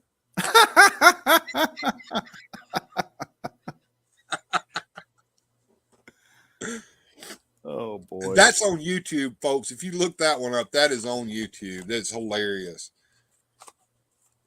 Absolutely. Y'all remember this fellow, the George the Animals? Oh yeah, he was one. He like colored his tongue and he put his Yeah. stick his tongue out and be all goofy. Didn't he show up in a movie somewhere as the I creature don't feature know. monster? Yeah, I remember George Animal Steel. that dude had hair everywhere. He was all covered in hair. My was a friend's chia pet. grandfather was a really nice guy, but he looked like George the Animal Steel, and he always scared me because he was always walking around with his shirt off. Oof. And just fur all over him, and I was like, "Dude, you're dead. Your Fabulous grandfather's George the Moolah. Animal Now, Steel." who remembers the Fabulous Moolah? Moolah. Nah, it didn't ring a bell. Well, she was was wrestling the Wendy women's Richter world in the champion. 80s. Now, listen. She was the women's world champion. She was the Legit. women's world champion from like 1950 all the way until the early 2000s. Joneser, do you know why she was the world champion all those many, many years? She trained all the ladies. She controlled it. She did. She owned the fucking belt. Right. That was her belt. I mean, she actually had it commissioned and made and owned it. So that's why that's how she got to be the champ. And she was if you wanted to be a lady wrestler, you had to go and endure her shenanigans. Oh, she was mean to those girls. Well, y'all remember the Glow era of the I gorgeous, definitely do. And I even watched the Netflix series that was kind of a spoof of that. That was hilarious as well. Did you see that, Jones? Or I did. I remember the Glow as a kid, and I really liked it, even though this kind of goes to me for movies too, or TV shows. Not everything needs to be good. Like it's okay if it's a little silly or a little hokey or a little. Those were those shows where I would get need caught to be- watching it by my older brothers, and they you just put up a comment. You just put up a comment by Susudio about Kamala the Big Ugandan Giant. Yep. Kamala, the guy who was Kamala, actually lived over near Senatobia, Mississippi. We used to go and visit him all the time. No kidding. Yeah, he ended up getting his legs cut off because he had diabetes. And he died here a few years ago. But yeah, he was just old country boy. Yeah, and he was good as gold. Everybody loved him. He wrestled as Sugar Bear when he first started out, or Sugar Bear or something. Yeah, he several I want to different. say that was his gimmick before Kamala. He was But Sugar what Bear. I always loved about Kamala, boy, Kimchi was his handler, and Kimchi wore a safari helmet with a veil across like a mosquito net veil across, so you didn't know who he was. And they would bring Kamala out. He would have a mask on and shield and spear, yeah. And as soon as he got in the ring, he would look over at the other wrestler and lick his lips. Oh Lord! And pat his belly. He was ready to eat him. Get in my belly. And yeah, those guys. The Iron Sheik was another one. Yeah, that Iron Sheik's hilarious.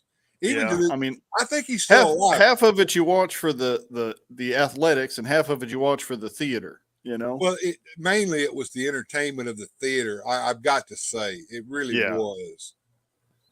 You know, it's funny because I watched the mob product, and these guys are jumping out of the ring, jumping in the air. They're doing all this crazy stuff. I watched back George the Animal Steel and Macho Man, and I think for 2 to 5 minutes, Animal's just chasing him around the ring, and he's running away from him and hiding behind Elizabeth. They haven't done anything, and I am like totally engaged in this while these other guys are doing this weird gymnastics crap that's modern. Well, you know, is OBS talking about the Bushwhackers? Were those the two guys that came out? Okay, let me tell you about the Bushwhackers. They're the sheep herders. They're the sheep herders. They're the New Zealand. Were they the Aussie guys? They had a big feud with the Fabulous Ones. And Stan Lane and Steve Kern were the Fabulous Ones. Supposedly, they went to Jackie Fargo, and Jackie Fargo gave them his blessing to call themselves the Fabulous Ones. They were basically a ripoff of the Rock and Roll Express for Memphis, Tennessee. They had this big fight with the sheep herders. And here is my story that I'm going to tell. This is the last story of the day, guys, because we're going to get ready to feed the ducks here in a minute. But the day that my bubble was burst, me and my brother Anthony both were heartbroken. It happened in Clarksdale, Mississippi at the Civic Auditorium. It was at the height of the feud between the sheep herders and the Fabulous Ones. And the Fabulous Ones, we knew were going to come out the back door of the Civic Auditorium because their limousine was parked out there. They came in a limousine to wrestle. Fancy. Yes. So we parked outside the stage door and we were waiting for the Fabulous Ones to come out and get their limousine so we could get their autographs. And sure enough, the stage door flew open and out flew Stan Lane and Steve Kern. At the same time, the door of the limousine opened up and the sheep herders were inside saying, "Get in, man, get in, get in." And they got in and drove away. And Anthony looked at me and I looked at Anthony and he goes, "I'll be damned." And I said, "It's fake." Oh, no. It's like learning who Santa Claus really is. They threw our autograph books in the fucking trash and went home heartbroken. Now, we would be remiss, considering our buddy Zazel, if we did not mention Sergeant Slaughter. And Sergeant Slaughter is the man. And if you want to see Sergeant Slaughter live on YouTube, subscribe to Zazel's channel, Sergeant Slaughter Slaughterhouse. Absolutely. Sergeant Slaughter does guest star on there from time to time, and so does his daughter, Slaughter daughter. Yep. And he's a really super nice guy in real life too. That's all, nice thing about the Sergeant. They were always friends, and the thing about all of the wrestlers that I ever knew were some of the most wonderful human beings that I've ever met. I can even remember I went to a car lot in Memphis, Tennessee with my daughter. This was probably early 2000s, late 1990s. And the guys from Memphis had set up a ring out there in the car lot, and they were going to do some live wrestling out there as a promotion for the car lot. And at the time, I forget what the guy's real name was, but there was a guy calling himself Nick Scratch. And Nick Scratch had a staff in his hand with the devil on it, and he got his face painted like the devil and running around, sticking his tongue out, saying, "Ah!" He's a bad guy. Right? Right. I can remember he came running by chasing these two little kids. And then when he turned back around after the kids had ran off, I was standing there and I said, "Hey, Nick, can I have your autograph?" And he, "Oh, yeah, sure, man." Yeah.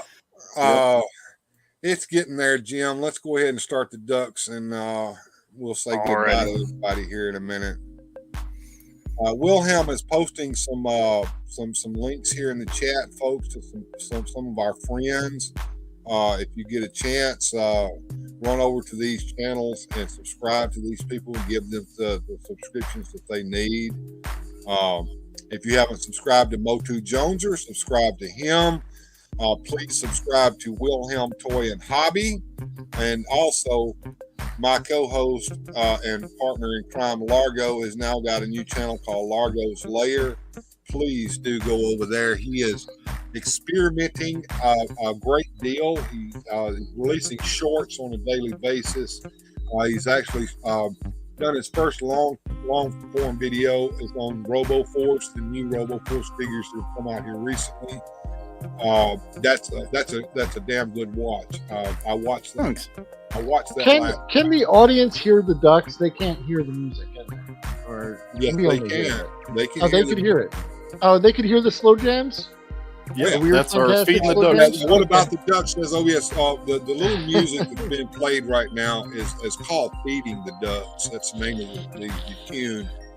And when we get ready to feed the ducks here on Weird Fantastic Toy Adventures, it means that the show is getting ready to wrap up and come in. It's kind of like closing time over at JPR show. He plays closing time when it's time for the show to end. Anthony, I had a great time with you, man. If you'll stick around a minute, we'll talk after the show. The green room will be open, everybody. So y'all just stick around as the show begins to end. It's always great seeing all you guys, and really enjoy hanging out with everybody in the chat. Had a good time tonight. Yeah, awesome interaction from the chat. And we'll do this really good again. stuff. We'll do this again next week if JPR doesn't come back. Then we'll do another. I did not show. know we had so many wrestling fans. OBS with the Well, there's wrestling always knowledge, wrestling fans. studio dropping some stuff. I don't care where PD you go. knows something about everything because all night just dropping. Always dropping the knowledge. In the house. I didn't know Jones was a wrestling fan. We'll talk And about this Jim, another yeah. time, guys. Remember, as JPR always says, and as I always say at the end of my show, together we shall triumph. Thank you so much. Special thanks to these supporters on Patreon. Without your help, these adventures would not be possible.